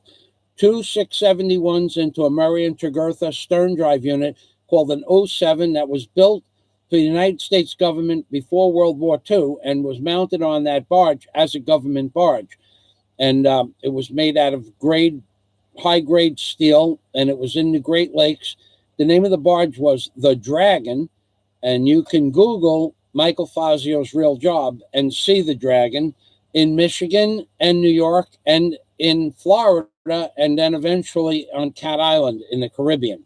That's where it's nested now.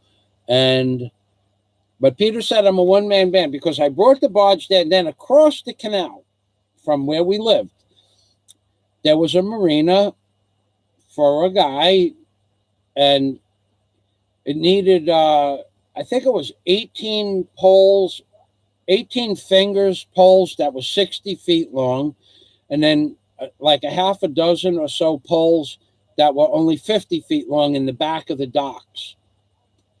And the old poles had to be removed, the rings taken off the docks, some of the deck picked up to unbolt everything, and then new rings placed on the dock fingers after the poles were installed. And I did, well, I think it was 24 or 25 poles by myself over the winter. So every time it was warm, or because the sun came up and hit the barge in the morning, if it was nice, I would take my car and run around to the other, it was only 150 feet away, but by car it was almost a mile. I'd take the car to the barge, start up the engines, set the crane, dog off tie up the barge, make fast the barge to the docks in the position. Then I'd grab a stick. I had the sticks on the back side of the dock. And for 3 or 4 months, I just removed one pole at a time. Sometimes I'd get one pole in a day, sometimes not. It depended. I had to tip off the poles. I had to remove the old poles, dispose of the old poles, or take the barge someplace and dispose of the old poles. And every day I did a pole. Or every day I went to work over a course of a couple of months. But I did this by myself. So I start up a 30-ton crane in the morning. I move the barge. I start the engines on the barge to keep the engines full of oil, the pistons and the heads and the rings. I move the barge. I grab a stick. I pull the old stick out. I grab a new stick. I put a new stick in. That might be a whole day's work. Could be 2 days' work. It depends. And then I have to tip off the stick, cut a point on the stick. Then I got to grab the hammer, put the hammer on the stick after I get the stick up against the barge on a certain angle. And you'll see that in my videos, Michael Fazio's real job, pile driving on my barge. I forgot the name of the video. I got hundreds of them. And But so the point is, Peter knows me for 42 years. No bakakun. Whatever I say I'm going to do or I'm going to try to do, I give it my best, and usually it comes out very successful. And wow, this has been a respect, balls, and ability. And ability. That's right. Man, I can't give you a better case scenario of what we're talking about. Honor, Peter Powell and myself as friends, and no honor fighting somebody in a public purview with the National Bureau of Investigation of the Republic of the Philippines as I'm doing. It's very hard to fight somebody who has no honor. It's very hard to fight them. But it might be an uphill battle, but I feel secure, and that's why I was singing yesterday. It's very hard to fight somebody who takes the path of, oh my God, anything can come out of that guy's mouth. Anything at all. Good, bad, ugly, sympathetic, no sympathy. Oh my God. The man has more personalities than a dictionary or an encyclopedia. So, Peter Powell. I can't even believe I'm talking to a man. A real man. There are lots of real men here too, by the way. And talking about real men and real women, I just want to exemplify the fact that there have been several documents, this one included from Australia, several legal documents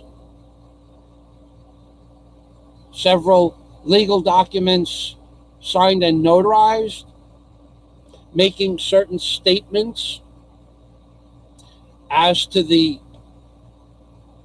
above referenced case in the bottom of the flat earth in the Philippines.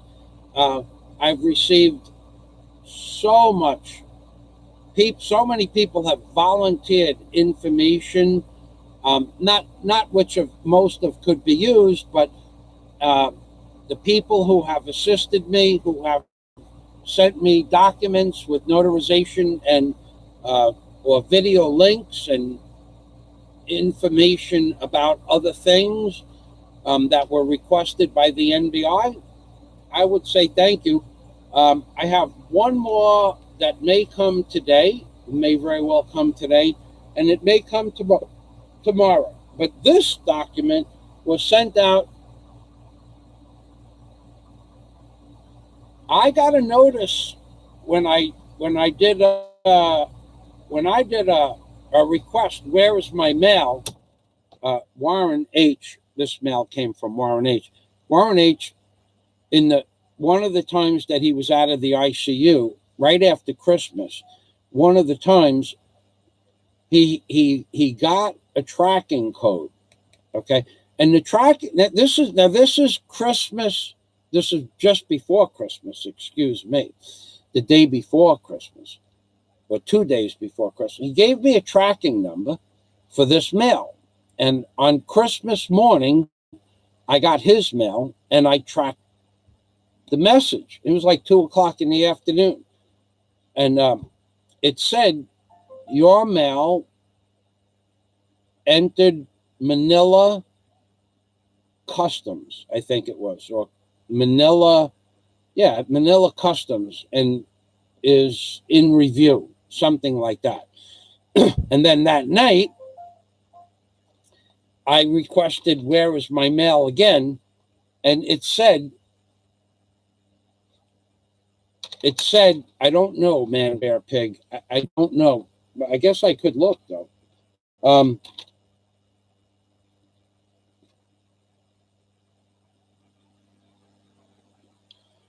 Okay.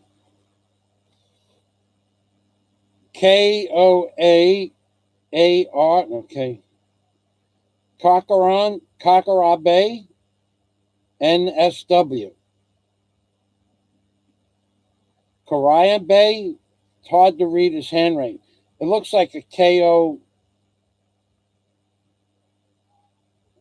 KO something ARH Bay NSW. So here is to prove that I'm telling you the truth, which I always do. If you can see that, let me switch windows here. Yeah, that could be it. Let's check that out. It could be a G. Yeah, it's just a very short letter. Could be it's and then it says NSW. Okay, so I want to show you this mail. I just said it was dated December 11th, and here is the date on the mail, and I just received it this morning.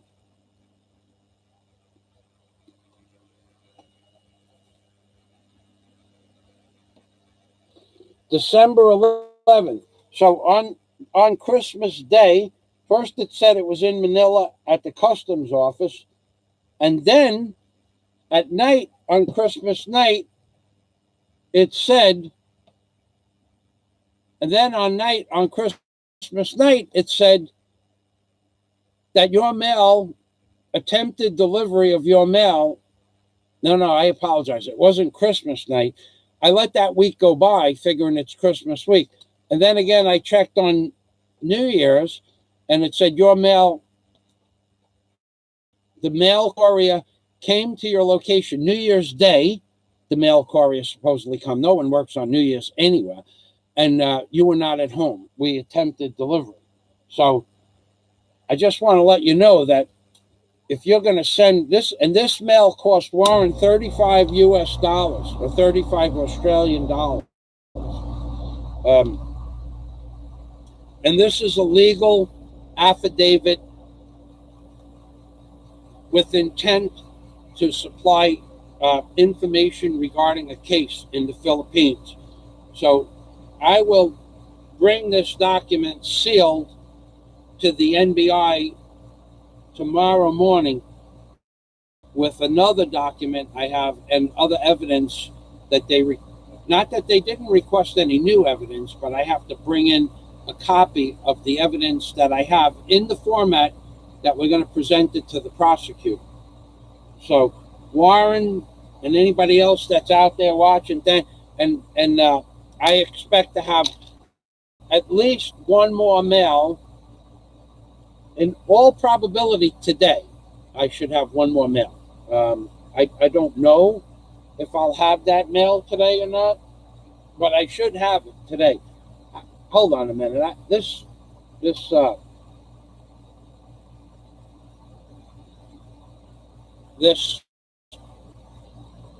My tablet keeps going on and beeping. So I have at least verifiable sworn documentation from a minimum of 2 sources that may or may not be used. There's no guarantee that those documents will be used, but I have them at my disposal.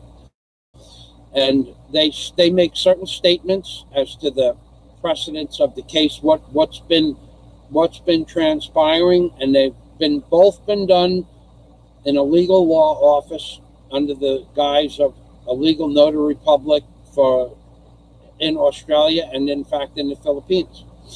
So that's where we are with that. So I don't know if that answers your question.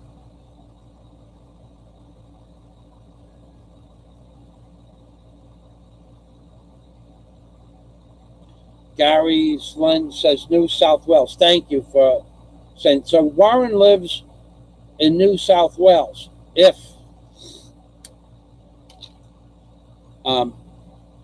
Well, I guess that's if the mail was sent from there, I would imagine that's where he lives. But right now, for the people, so you don't have to go back to the beginning for an update on Warren H. Since December 20th or thereabouts, the 21st, Warren went into an ICU unit for 3 or 4 days. He came out Christmas, we talked. He went back in again until approximately New Year's. He came out for 4 hours, and we talked for 1/2 hour of those 4 hours. And then he went back into the ICU unit. They're having trouble identifying the fact that he has blood pressure. Not that he's alive, but whether or not his blood pressure is registerable or not. It's so low they can't read it. That's what he said to me. So last I heard from him, today's the 9th, about 4 days ago at 3 o'clock in the morning, well, it was 3 o'clock my morning. It was actually like 7 o'clock his time, maybe 6 o'clock his time, 2 o'clock my time. I forget. I heard the Skype zipping off, and I'm going, who's calling me? Before I forget, Peter, please send me your email, and I'll send you back an email right away requesting your phone number, any U.S. phone number or cell number, and I will call you. I'll even call you after this show if I read a comment that you sent me an email. We'll go back and forth a few times, and I'll call you up on the phone. I would like nothing more than to talk to my friend Peter Powell. That would be just fantastic. 3-hour time off this time, yeah, with New Year's South Wales. Okay, so I don't know anything about his treatment. Okay, so sidetrack from the comments. Swipe, Pete, okay.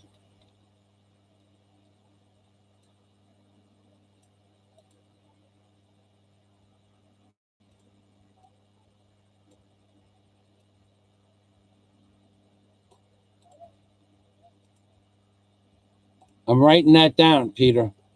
I mean, I copied it. Hold on.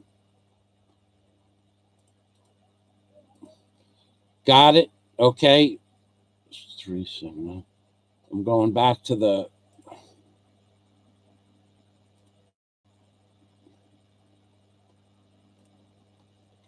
Okay. Thank you, Peter. I will call you after the live stream. Immediately after the live stream, too. So and in fact, it's going to end soon anyway. So if somebody has any questions, I can't give you a lot of information about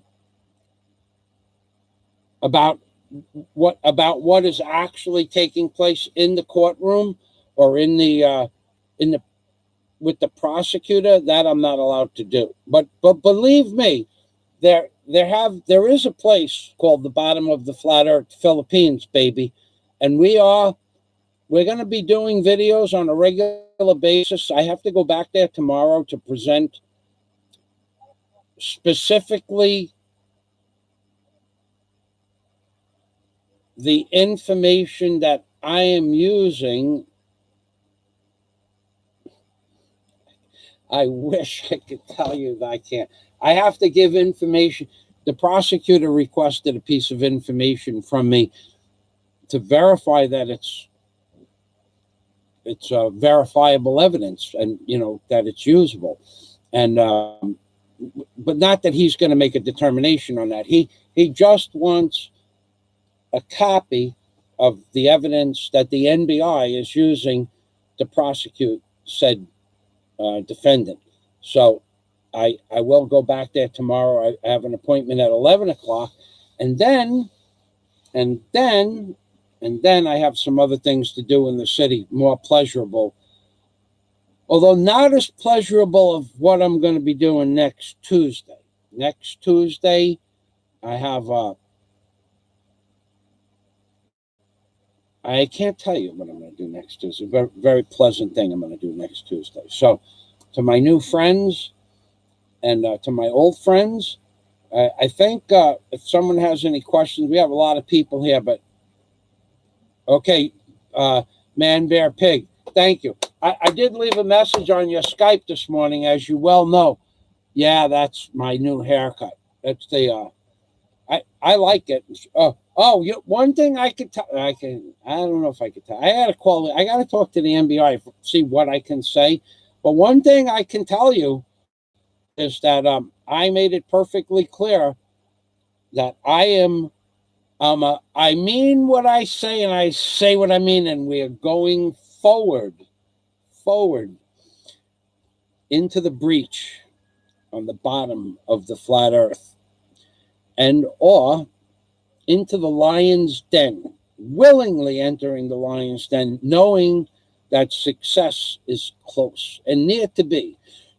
Could be a year from now or a year and a half from now. The way the system here is, it's not like it's on TV where everything happens in 45 minutes. This process could take years, and that's okay. In the meantime, I will be doing other things as well. And right now, thanks everybody for watching. If you haven't subscribed to my channel, if you're a new subscriber, I want to thank some people. I want to thank Peter Powell, my friend Peter Powell, for stopping by. LaRue Seagrass, Man Bear Pig, Dennis Adam.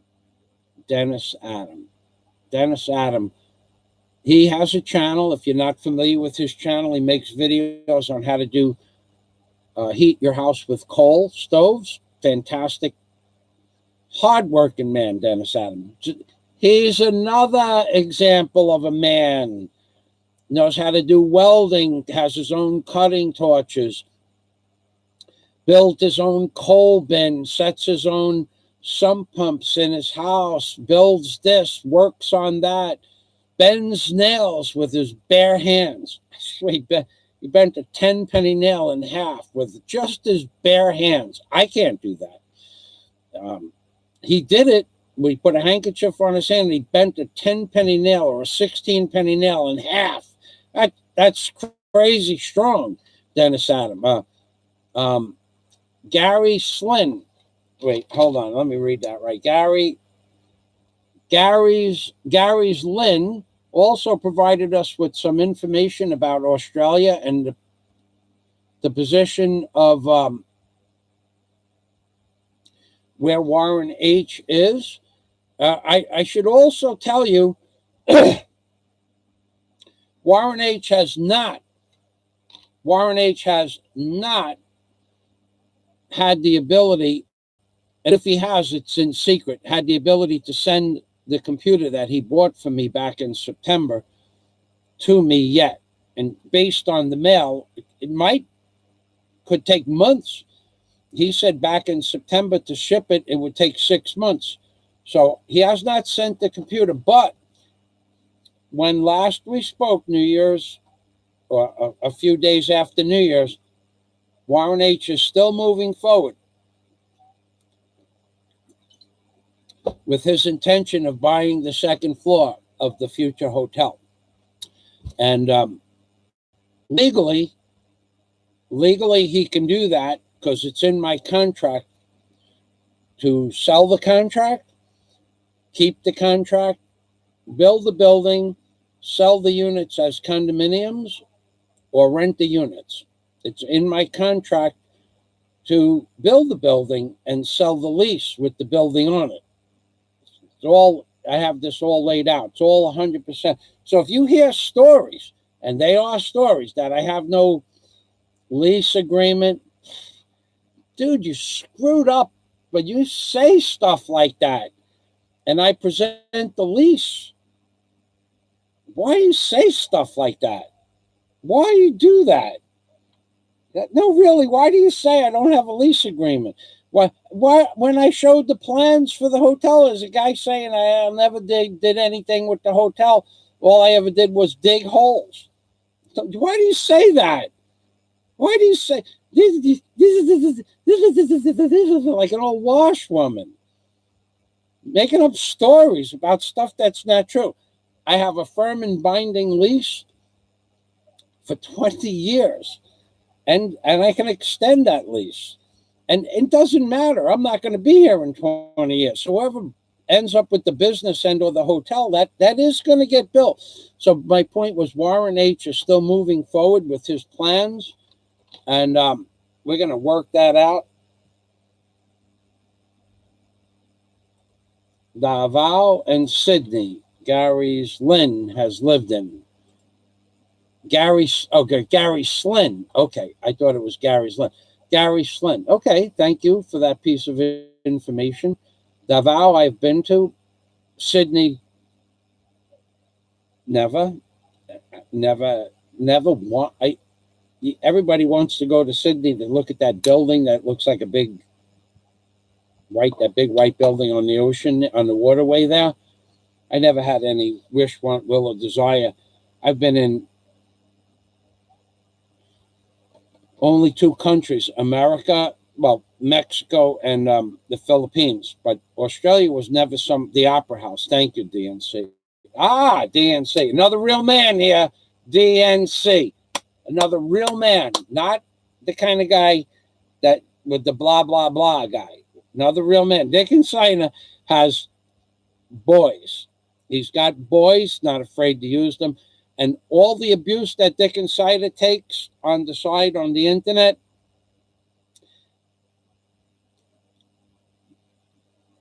what can I, when you abuse somebody on the internet, that's one thing. I have been constantly attacked and, in my opinion, stalked for the last year. And that's all in agreement with certain peoples. And the only peoples that really count are in agreement that that's what's happened to myself and Daisy May, which, by the way, was a mistake. I will tell you, you made a lot of mistakes talking about Miss Daisy May. A lot of mistakes you made. Not 1 or 2, not 3 or 4, not 5 or 6, not 7 or 8, not 10, not 12, not just YouTube, maybe Facebook as well. You made so many egregious errors trying to get Miss Daisy May to say this or agree to something inside your mind so that you could take that piece of information and bring that piece of information to the authorities and say, look, Michael Fazio, look at this piece of information I have. They spent 3.5 years together and she is his servant. You tried to get her to say that I pay her, God, to do things. The monies that I offer Miss Daisy May for the time we were together were monies that went to her family, foods for her family, and because she worked with me on the property. And also, we did the house chores together. We worked outside together. We went to dinners together. We went to Zumba together. And then once a year, I sent Miss Daisy May on vacation to see her family for 1 month, or 28 to 32 days, whatever she wanted. That was enough time. And I did not pay her to sing and or dance. She did that because Daisy May and I put on a show. You can't prove that Daisy May was my indentured servant by making her say she was when she wasn't. She's not stupid to agree to some stupid statement like that. Miss Daisy May and I were a loving couple until we weren't, but we still remain friends. And she did tell me about you going to Facebook and harassing her. Got to tell you, man, that just wasn't cool at all. Trying to get her to say something that wasn't true was even less cool. You shouldn't have did that.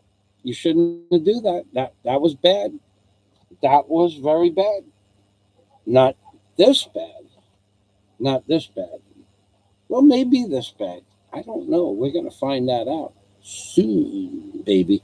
You cannot cyber stalk or threaten to go to people's places and demand this, that, and the other thing unless there is a legal venue for you to do these things. You have no legal venue to do the things that you've done, and now you're making videos that you're a victim. Oh my God. Holy macaroni, where's the crocodile tears? I was a little hot, getting a little hot in here. You have created the circumstances that which you are in. You created these circumstances. You have said this 1,000 times. You create your own karma. You create your own destiny. Dude, That's right. You're correct. You create your own destiny and your own karma. And I'm singing in the rain. Everything is beautiful here at the prosecutor's office and the court system in the Philippines. I love this place. I love the way they take care of business. Singing in the rain. Shout out to the pretty lady. I will be, I got a mail from Miss Daisy. When I got back from the courthouse yesterday, I got a mail saying that her package is on its way. So we have, there are documents coming from, I don't know which ones I'm going to use and which ones I'm going to use when, but there are documents that can be used. I don't know if I'll need them.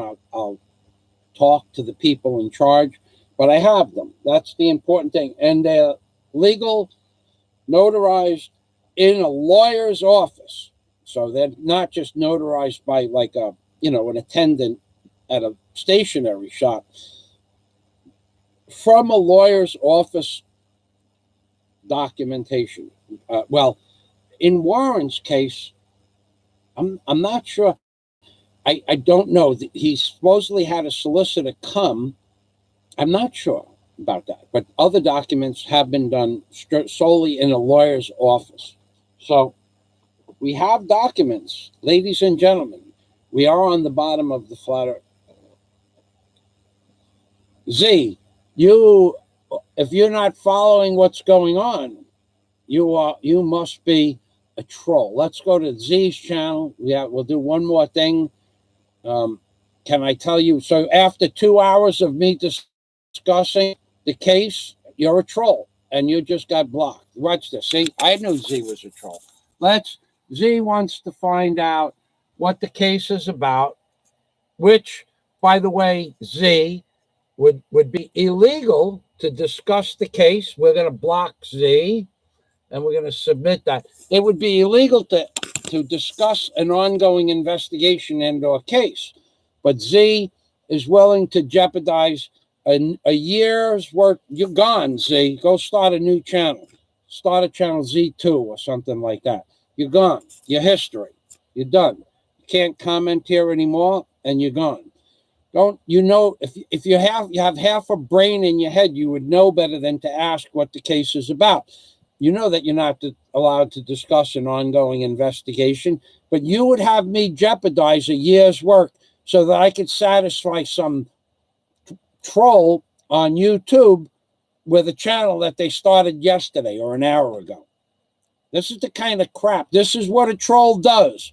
Can you please, and nicer, can you please explain what the court case is about? I love your channel. Good luck.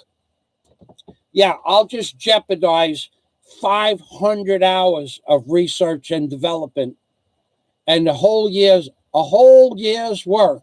I'll just jeopardize it for some guy that started a channel an hour and a half ago. This is what trolls do. And there's like something that just oozes troll out of Z. Not that he's going to be back here, but it's what oozes troll out of Z. Can you please tell us what's going on in the court case about? Okay, so here is what trolls do. Like a troll is basically can be defined, in this case, narcissistic in nature. Can you please tell us what the court case? So now they're going to become your friend. They're going to become your friend so that they can gather information about you and destroy you with the information that they gather from you. This is why I don't allow people to mention names or channels or trolls on my channel, because they will, no matter how many times you forgive them or no matter how many times they apologize, what their objective of a troll and or a narcissist, their objective is to gather information and use it against you when the time allows or is necessary in their mind and destroy you for no other purpose than self-gratification. That's what trolls do, and that's what narcissists do. So then the next part of his thing, can you please tell us about your court case? Love your channel. Love your channel. So now there's building up some fake friendship because his channel is an hour and a half old. He wants to be my friend. This is what narcissist trolls or trolls with the narcissistic tendencies do. I'm going to be your friend. I love your channel. Can you please tell us information about the court case? Yeah, Z doesn't care if I jeopardize a year's worth of work for one stupid sentence that I could say and jeopardize the case. Z doesn't care about that because as a narcissistic personality trait troll, Z's objective is to destroy anything I have ever worked for. That's what trolls do. Mrs. Heminger is a perfect example of a narcissistic personality trait type troll who doesn't have a real channel or real videos. He's a perfect example of that. He will go on your channel and apologize after you're mad at him, after you block him. Everybody has him blocked. And for good cause, because no matter how many times you unblock him, he goes after your throat again, tooth and nail, to destroy your channel, yourself, your person, your girlfriend, your wife. He doesn't stop like the Terminator. He doesn't stop. A narcissist and or a troll with narcissistic personality traits, they don't stop. They only stop temporarily to gain your friendship and then to go against you and destroy you a few moments, weeks, or days later. This is what trolls do, especially trolls with the narcissistic personality traits. Mrs. Heminger is a perfect example of a person that is, in fact, a narcissistic troll, but he's not a real person. No one knows who he is. But this is what he does. He becomes your friend. He goes on your channel, praises you. You're the best thing since white bread. And then he goes to another channel and says, Fazio's aren't talking about this and that. Fazio's girlfriend left him. Fazio's girlfriend is with another man. Fazio's girlfriend works by the day or by the night. That's what Heminger did. He became your friend. So I could see his comments again. He became my friend. I apologize. I'll never do it again. And 3 weeks later, he was talking about Miss Daisy May and her new boyfriend. It's what narcissistic trolls do. And if you think I'm kidding, well, then I'm not kidding. But that's what they do. They are the garbage of YouTube personalities, trolls. If that's their only objective in life is to become your friend, to find out information about you so they can destroy you or your channel. And why? For no other reason. Does it bring them money? No. Does it bring them self-satisfaction? Yes. Does it give them any advantage on YouTube? Heminger's been a troll for 10 years. He's got 230 subs. What recognition is that? Nothing. He's a garbage YouTube troll personality. That's all. And now everybody knows he's a garbage YouTube troll personality. And that's what he is. But he spends 100 hours a week sometimes making comments, sometimes thousands of comments in a week or a month. No one reads them after the day, but that's narcissistic personality characteristical traits. To go to Big Kevin's channel and put one comment after the other, after the other, after the other, after the other, and then for what reason? Abed Abdul, that stalking troll blocked me because I'm wearing abaya. All right. So hold on a second. That stalking troll. Okay. Now we blocked me because I'm wearing abaya cloak. Pretty lady.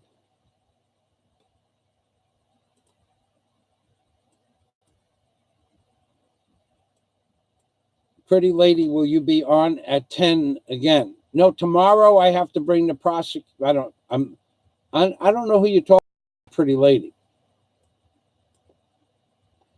Maybe there's maybe there's a person whose comments I can't read because they might be blocked. Well, if you're talking to me, I'm not a lady, so you can't be talking to me. But thanks for coming by and commenting. John Boone Bean, statistics say he's okay. So he started March 13, 2013, but he still has no videos, no content, no information about himself. That's troll. It doesn't matter if he started yesterday or 10 years ago or when the day YouTube opened up. They refuse to put information about themselves, videos about themselves, anything about themselves, anything with their voice or their voice imprint or any pictures, anything they've ever done. That's a troll. That's why they started the account. He may be an account. LaRue, yeah, okay, that's what, yep. Okay, LaRue. Ah, pretty lady LaRue Seagrass. Okay, Salama, thank you for explaining that, Abdul. It doesn't matter. I wouldn't even care when they started, but thank you for the information, John Boone. John Boone Bean's another man. If you want to see a real man's channel, John Boone Bean does real man's work in a real man's industry. Plus, he's a multi-talented human being, an individual that knows how to do welding. And again, like Dennis Adams, structural steel maintenance and structural steel building. And he fixes he works in nuclear power plant and fixes certain apparatus in nuclear power plants. And he also has beautiful videos of Holland and the waterways in Holland. He's another amazing man. So to get back to John Boone Bean, so he joined March 13th of 2013, and yet in with one question. If I answered his question to the fullest extent and spent 2 or 3 minutes answering his question, he's willing for me to jeopardize a year's work. That's a troll, John. You never asked me a question like that. You never would. You're smarter than that. So you know this guy's at least in his 20s, and yet he's willing to screw up my court case by asking me about an ongoing investigation. That's a troll. That's what trolls do. All right, so Flying Circus, another man, got a great channel, got some of the best and worst videos on YouTube, Flying Circus. Only to be outdone by DNC's Human Circus with some of the best and the worst videos to ever hit the YouTube airwaves. But both of those men are men. Real men that do real work. Now, I can't tell you what they do. I just know that they've done real work, real man's work their whole lives, and they're real men. And our communications, whether they're in cyberspace or not, are always beneficial to both of us or all of us. And one thing you should notice, DNC's Human Circus is a completely different person than Flying Circus. They're not the same person, although they have something in common. Man, Bear, Pig, thank you for stopping by. LaRue Seagrass, Peter Powell, thank you for stopping by so much. Huge Barging Crane, Peter Powell, Man, Bear, Pig, William Jenkins, whoever you are, you left a lot of messages on my channel. I'll leave them there, but man, oh man.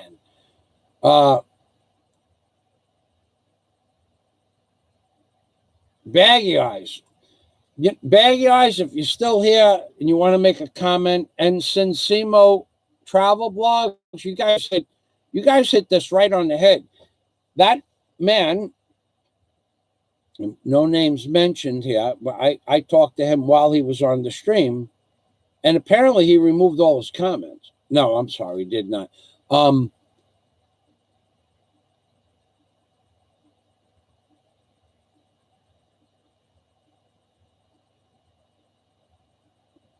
Yeah, I saw many people asking for verification that work was done on Nika's house.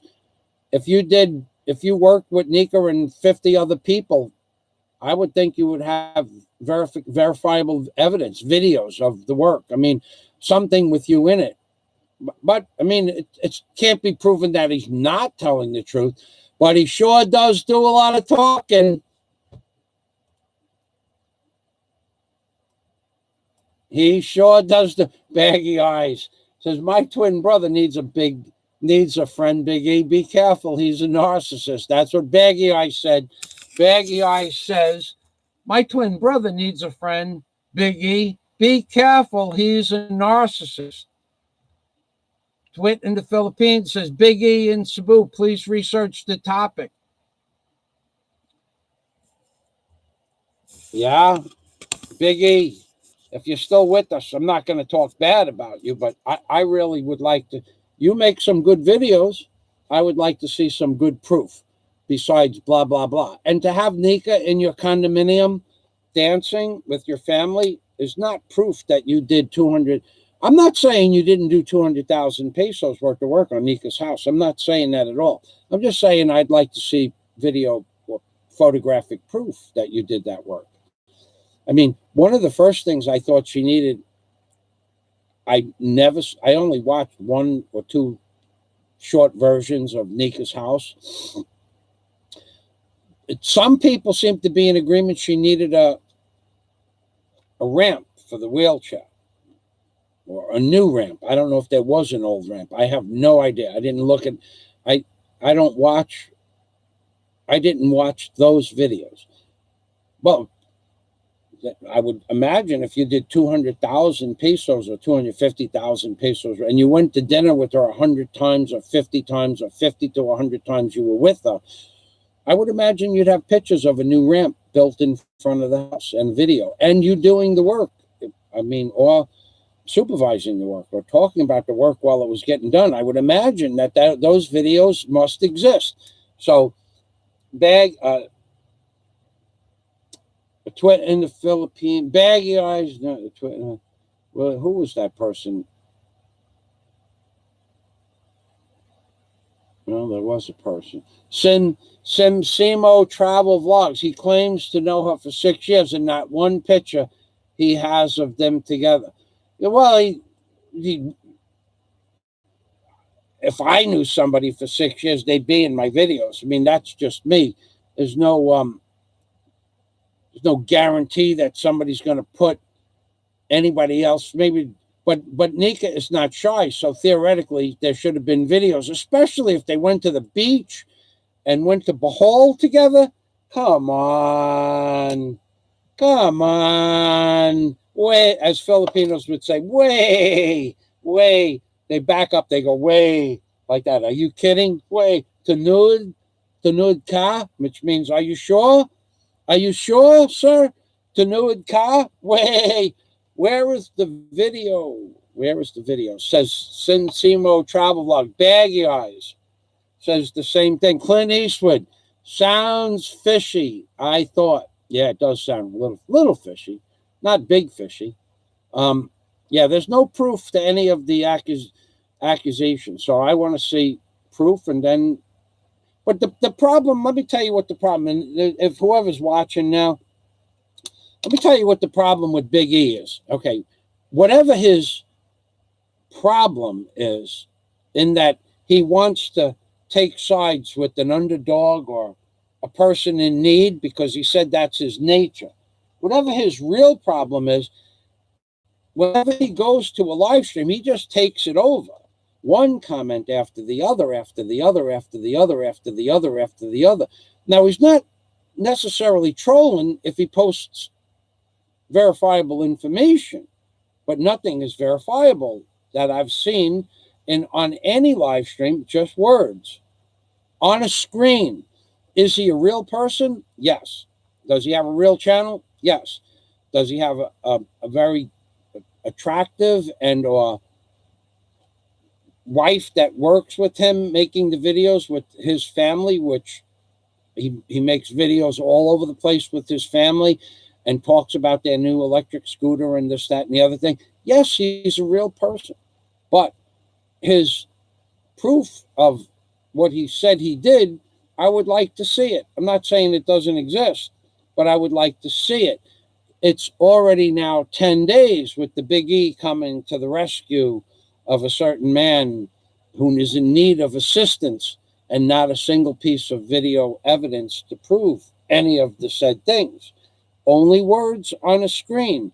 Now, like I said, he's a real person, but he not presenting any real evidence other than April, who is his wife, confirming that what he says is true. And it may very well be true, but we have no evidence to back up. Biggie says something. April confirms that it's true. Biggie says, I closed off the inside of Nika's house and bought her an air conditioner. Okay, I believe you. Where's the proof? But I'm just one person that can believe that happened. But there are other people that are going to want to see video evidence or pictures or something. And they've asked you for this now for 5 or 6 days. And from what I understand, whoever asked you for video evidence and or pictured evidence or documentation that you worked on Nika's house, from what I understand, those persons have been blocked. Jeff Oranzo says, Fazio, don't trust Biggie. He was paid by you-know-who to make a fake story about the wheelchair girl. He has no proof that he ever met her. Well, according to one person, he has a video of Nika at their condominium having dinner. So there is proof that he met her, according to someone who made a comment on my page earlier. But there's no proof of all the work. And I'm not saying the work wasn't done. I'm just saying that the man comes on and takes over your live stream. I'm looking at the comments here. 1, 2, 3, 4, 5, 6, 7, 8, 9, 10 in a row. Look at this. This is ridiculous. 1, 2, 3. I don't know who this William Jenkins is. 4, 5, 6, 7. 7 comments. 7 comments inside of like 60 seconds or 2 minutes. That's too much. He's taking control of everybody's live stream. He did it with Big Kevin. He did it on another gentleman's blogs in Cebu. He takes control by leaving one comment. You can't get a... If I would have just focused on the Big E's comments, I would still be talking to the Big E, unless he had something else to do. He takes over your live stream. He takes over your show. He sidetracks you from what you want to talk about to what's important to him, but doesn't back it up with any piece of information. So until I go to his channel and see videos of him doing work and him actually in Nika's house with Nika in the wheelchair, I'm just going to say that I need more evidence. John Boonbean, William Jenkins, another one. What a troll does. Look at this. William Jenkins. Let's just start right here. 1, William Jenkins, William Jenkins, William Jenkins. Next page, that's 3. 4, 5, 6, 7, 8, 9, 10, 11, 12, 13. 13 comments, probably in 4 minutes. And what do any of them say? Nothing. I love your show. You have a good show. We'll read one. I'll just pick one to read. Just randomly. Message deleted by John Escape. I can't. I'm going to read this comment, but I can't. I have to make sure. Never has been addressed.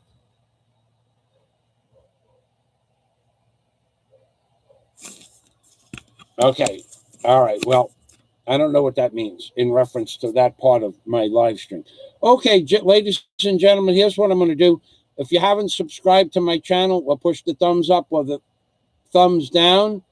Please push the thumbs up or the thumbs down. All right. So, well, we have, well, nope. We were going to stop the show, but Scott Del Fuego is in the house. The wordsmith himself has arrived. The wordsmith himself. And Scott is friends with everybody on YouTube. Except, you know, people like trolls like Heminger and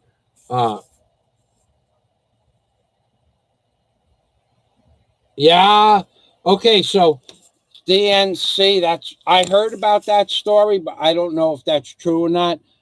You might have found that piece of plywood on the side of the road, or maybe it was left over from a construction site. I have no idea if he actually bought the plywood, but it's possible. It's possible.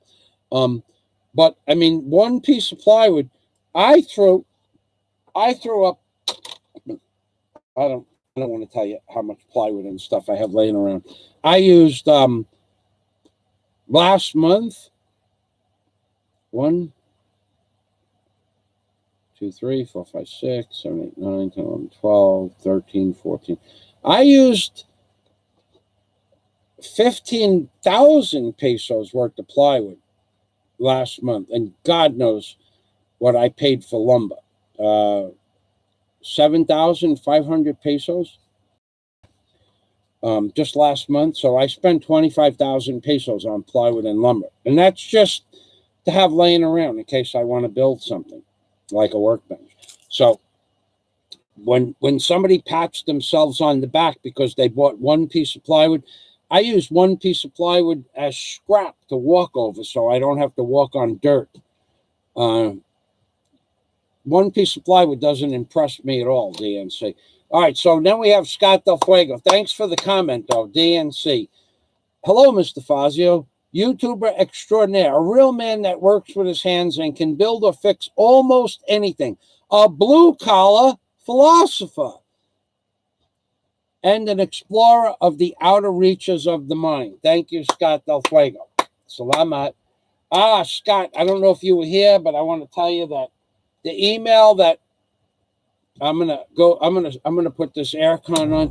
Scott, Warren's documents arrived today from Australia 2 hours ago, and he sent them out on December 11th.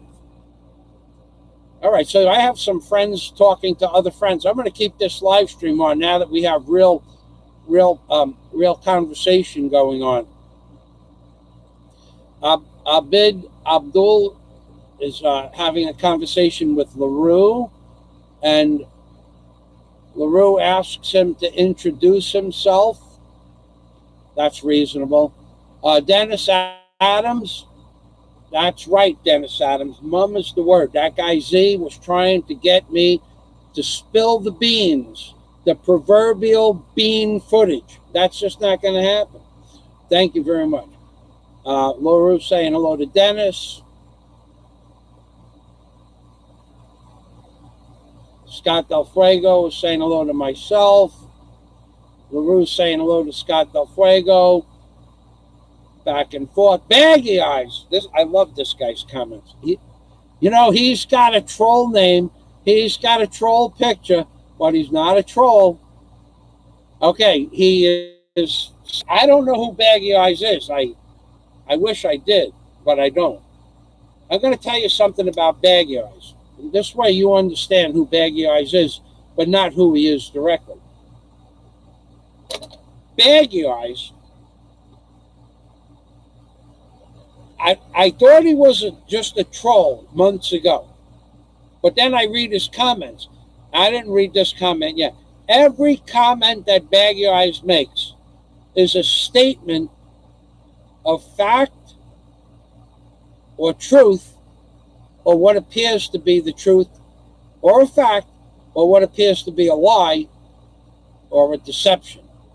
But he doesn't fool around with his words. He always is making a statement, and then if you listen and follow through with what his statement is making, he makes perfect sense every time. So I'm going to read his statement. Okay. Okay, so here he is again, making a valid statement, Baggy Eyes is. Baggy Eyes is saying that this gentleman, Big E in Cebu, who says Now, I thought I saw that 50 dinners. Says he had 50 dinners with Nika and trips, 50 dinners and trips, even trips to Bohol, but no pictures together. He supposedly put 200,000 pesos in her house, plus an air conditioner. Give me a break. He has no credibility, and Baggy Eyes is making that statement because he has not supplied proof of all the stuff that he said, but he's been on YouTube and friends with her for 6 years. There's no proof to back it up. I mean, could it be that Big E is really that naive that he has been on YouTube? I mean, been friends with Nika for 6 years and she never mentioned her other friend? I just doesn't make any sense. So Baggy Eyes makes another statement. They had 50 dinners together, 15 trips. I didn't see that part. 15 trips, but no pictures together. He supposedly put 200,000 pesos in a house plus an air con, but no pictures. He has no credibility. So he's not saying that Big E is a liar, a bakakun ka man. He's not saying that. He's saying that he has nothing credible to back it up with, and I will add the word yet. As to present day, January 9th, 2020, he has not backed up his construction knowledge and or forte or help for Nika. And he says he has a video of her in his condominium having dinner. And that's proof that he knows her. Well, that's proof that he took her to his house and had dinner. That's not proof that he fixed up her house and gave her an air conditioner. Let's see some video documentation. Because let me tell you, Big E, and anybody else out there, you have befriended somebody, which is your choice, and have made 2 or 3 or 4 or 500 comments defending the nature of the person who you have befriended, and you believe. Why do you do this? What is going on inside your head? Why do you do this? I mean, it's a legitimate question. Why do you do it? What justifies you to go on every single person's channel and defend your new friend? Where is something wonderful and beneficial that your friend has done? What something that something that he has done or she has done beneficial to the world, to himself, to your friend, your mutual? Where is your friendship lying? I mean, lying down. Where does your friendship lie? How does it begin? How do you justify it? Okay, you have a mutual friend that you both assisted somehow in the past, but you have made hundreds of comments, not a few dozen, hundreds. You take over everybody's show. Everybody. You take over their show. This, the, ha, who, wa, hum, ha, yeah, ba, ba, ba, ba, ba, ba, ba, ba, ba, ba, sabah, sabah, sabah. All you're doing is putting words on a screen, but you don't have anything to back it up. People that asked you to back up the videos. Maybe you're holding out for a big heyday. You're gonna drop all these videos on everybody and prove everybody to be a liar, but it shouldn't have come to this.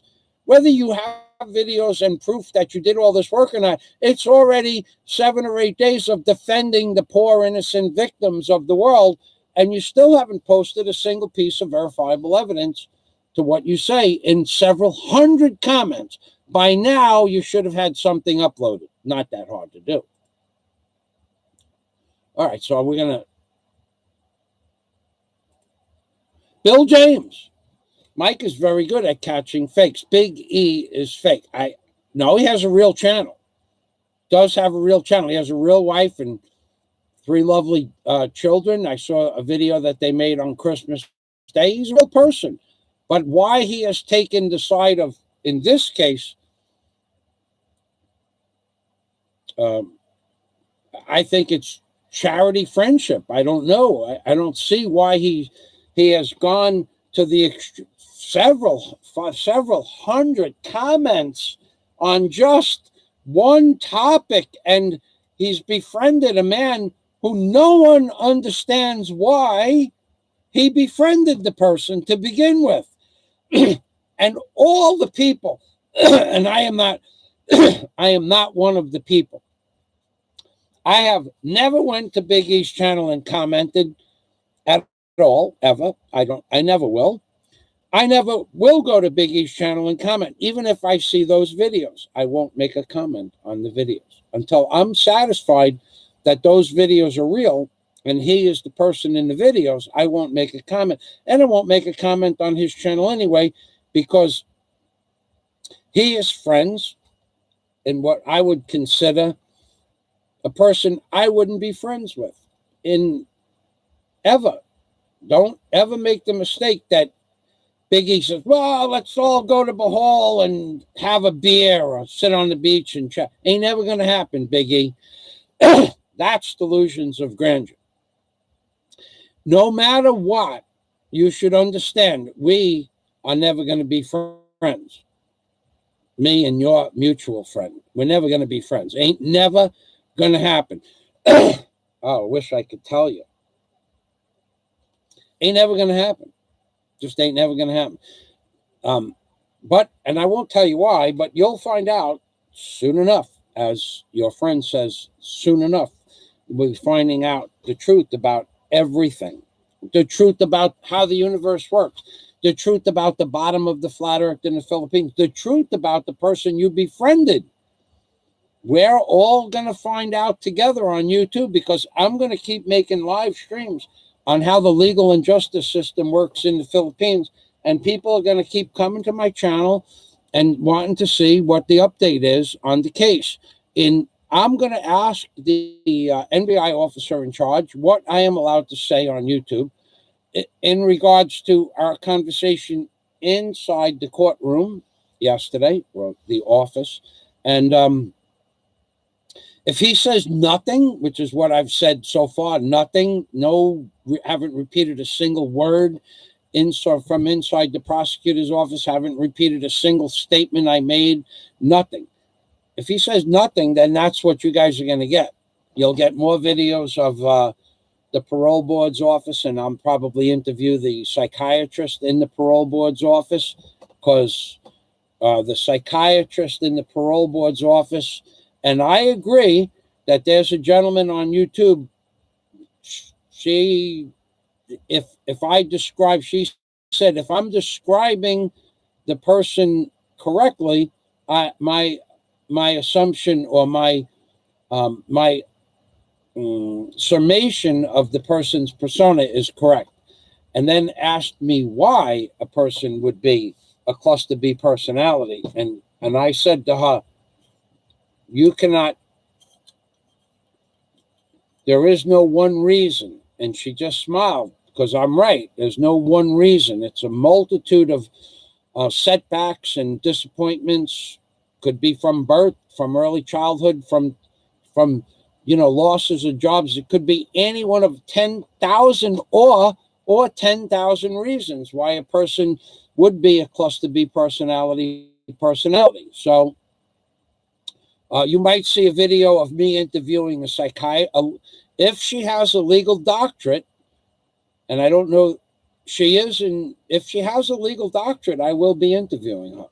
If she doesn't have a legal document, she can give me her opinion, because that's what her job is. Skid mark.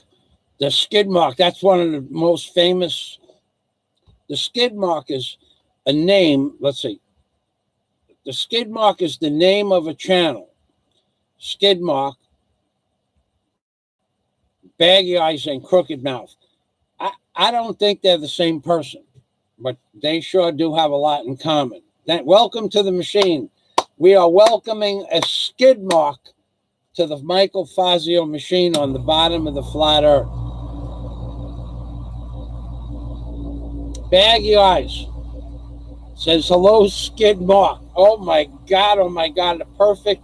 Hello, skid mark, says baggy eyes. DNC Circus. Good work, Warren H. That's right, baby. Warren had to do these documents under duress of being through cancer chemotherapy. By the way, for those of you who don't know, Warren his heart had stopped just before Christmas after a chemotherapy session. I don't think they've given him any more chemotherapy since before Christmas. They were going to give him 10 days to regroup, but now he's back in the ICU unit. And I haven't talked to him in 4 days. He said they were still working to get his body back up to being strong enough to take more chemotherapy, but I don't think that happened. So Warren H is in an ICU unit, which means he cannot have a cell phone or his computer. No electronics in the ICU. So we're out of touch. We're not out of mind, but we're out of touch. Thank you, DNC, for talking to my friend Warren.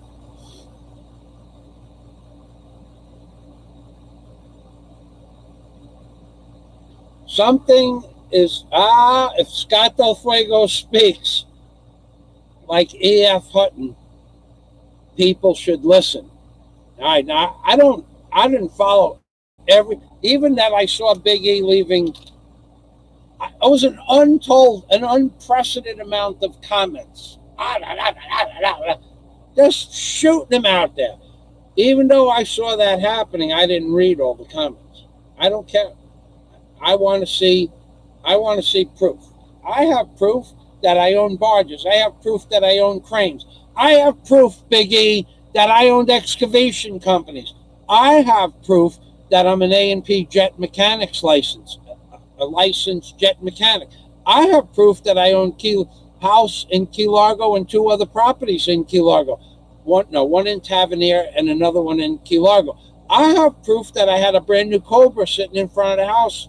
I bought it with 6 months. I have proof that I owned an Ocean Racer. I have proof of all of that.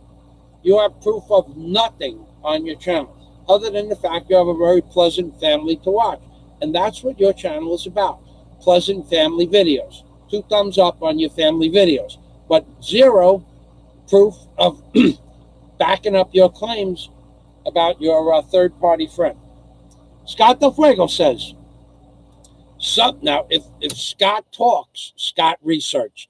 If Scott researched, Scott thought. If Scott thinks, people should listen. Something is Scott Del Fuego. Hold on. I need a piece of it. I've been talking. I would have, if as soon as Warren gets me that new computer, and it gets here, I'll do live streams where I can bring people onto the show. This computer won't take that program. Scott Del Fuego says, and then I'll get to Bill. Scott Del Fuego says, something is up with that Big E. He demands proof. Says pictures aren't proof because they are photoshopped. Yet provides no proof of his claims. I don't know what pictures all right, Scott, if you're still there, can you tell us what pictures he is claiming are photoshopped? DNC's Human Circus, another man. Now, you got to understand, when I say these men are men, now I've followed DNC Human Circus from his from his first channel to his multiple channels. and has been communications, let's say. He's a man. He's a real man. And he has a real life. Big E says DNC's human circus. This isn't a troll. This is a man that put out actual content on YouTube, verifiable proof that he has a great sense of humor, and he has a fantastic creative genetic code within him. Whether you like his creations, whether you hate his creations, whether you like him, whether he's a creative genius.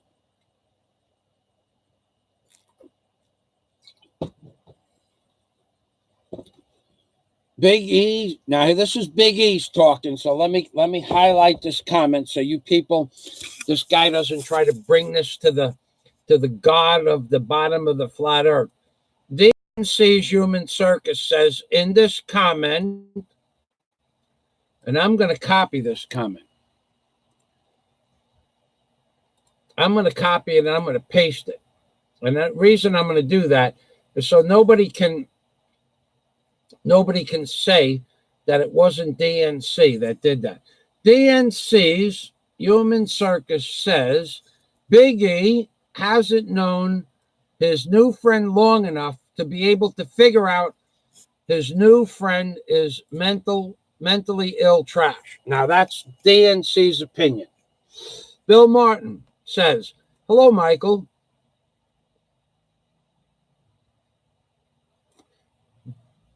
Bill Martin, now there's a point of view I never thought about.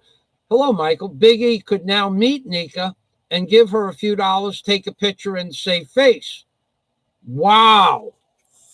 Bill Martin, you are thinking like the Scott Del Fuego. Now, you are moving into the territory of genius and the sublime of pure, unadulterated evil.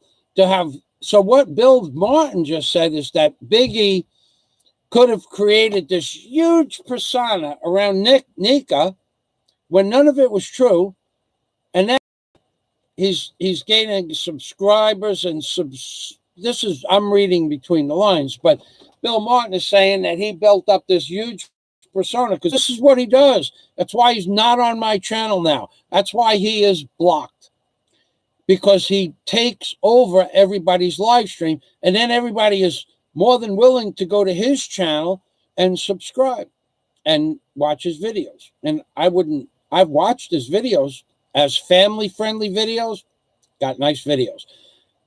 As far as all the other things he pretends to be, I don't know. But Bill Martin is saying that he built up this persona.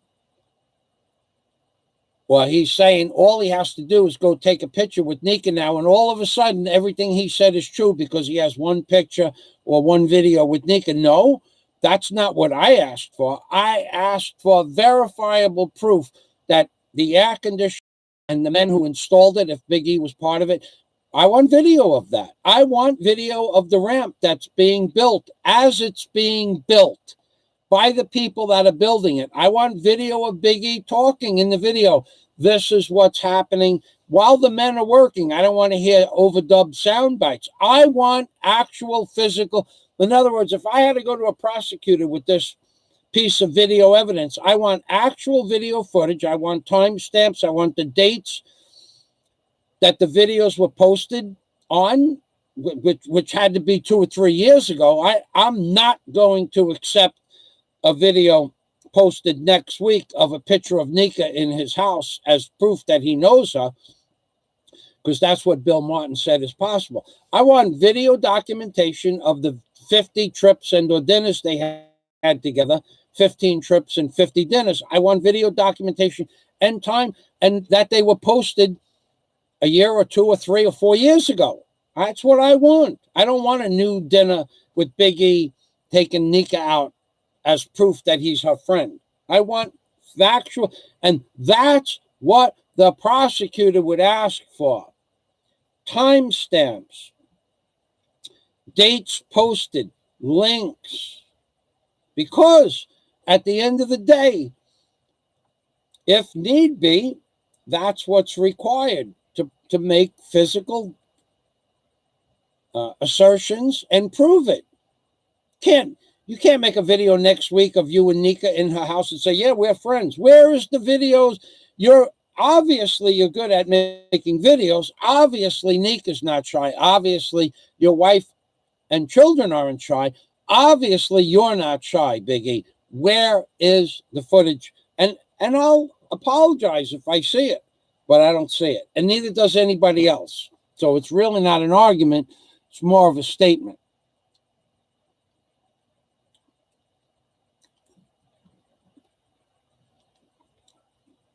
Another troll.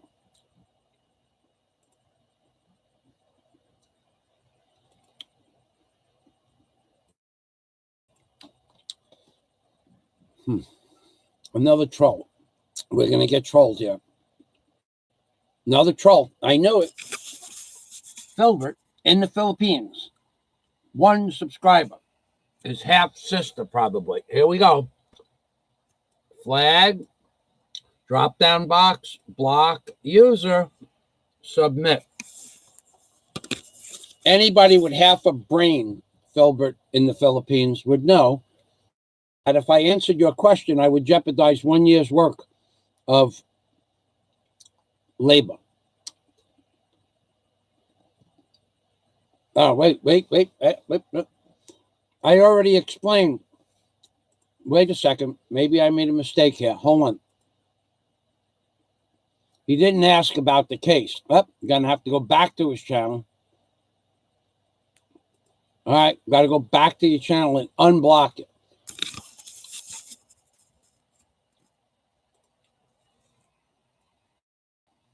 Well, this is how you unblock somebody. Go to their flag and unblock the user. Okay, that was my mistake. All right, so now I can't all right, so Bill, I'll give you a quick answer. I'm going to give you the quick answer. I apologize for blocking you. I didn't read the statement fully in the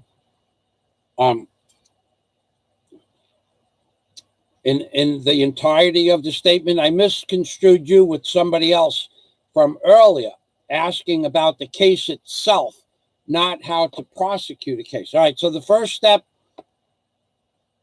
to answer Filbert in the Philippines. First step is you go to the barangay captain, who's usually an ex-police officer or a man of authority, a well-known and liked man in the community and knows everybody. You don't go to the police here first. You could for a real bad issue, but mostly you go to the barangay captain. Then he gives you permission to go to the local police. And then the local police hear your side of your argument, because at that point it's just argument. It's just hearsay and argument. They, usually 2 police officers in the room, witness your argument verbally, and then 1 police officer in the room will make the statement. Now, in my case, I made a statement, and Miss Daisy May made a statement. And 2 separate statements, 2 separate people, 2 separate claims. But they're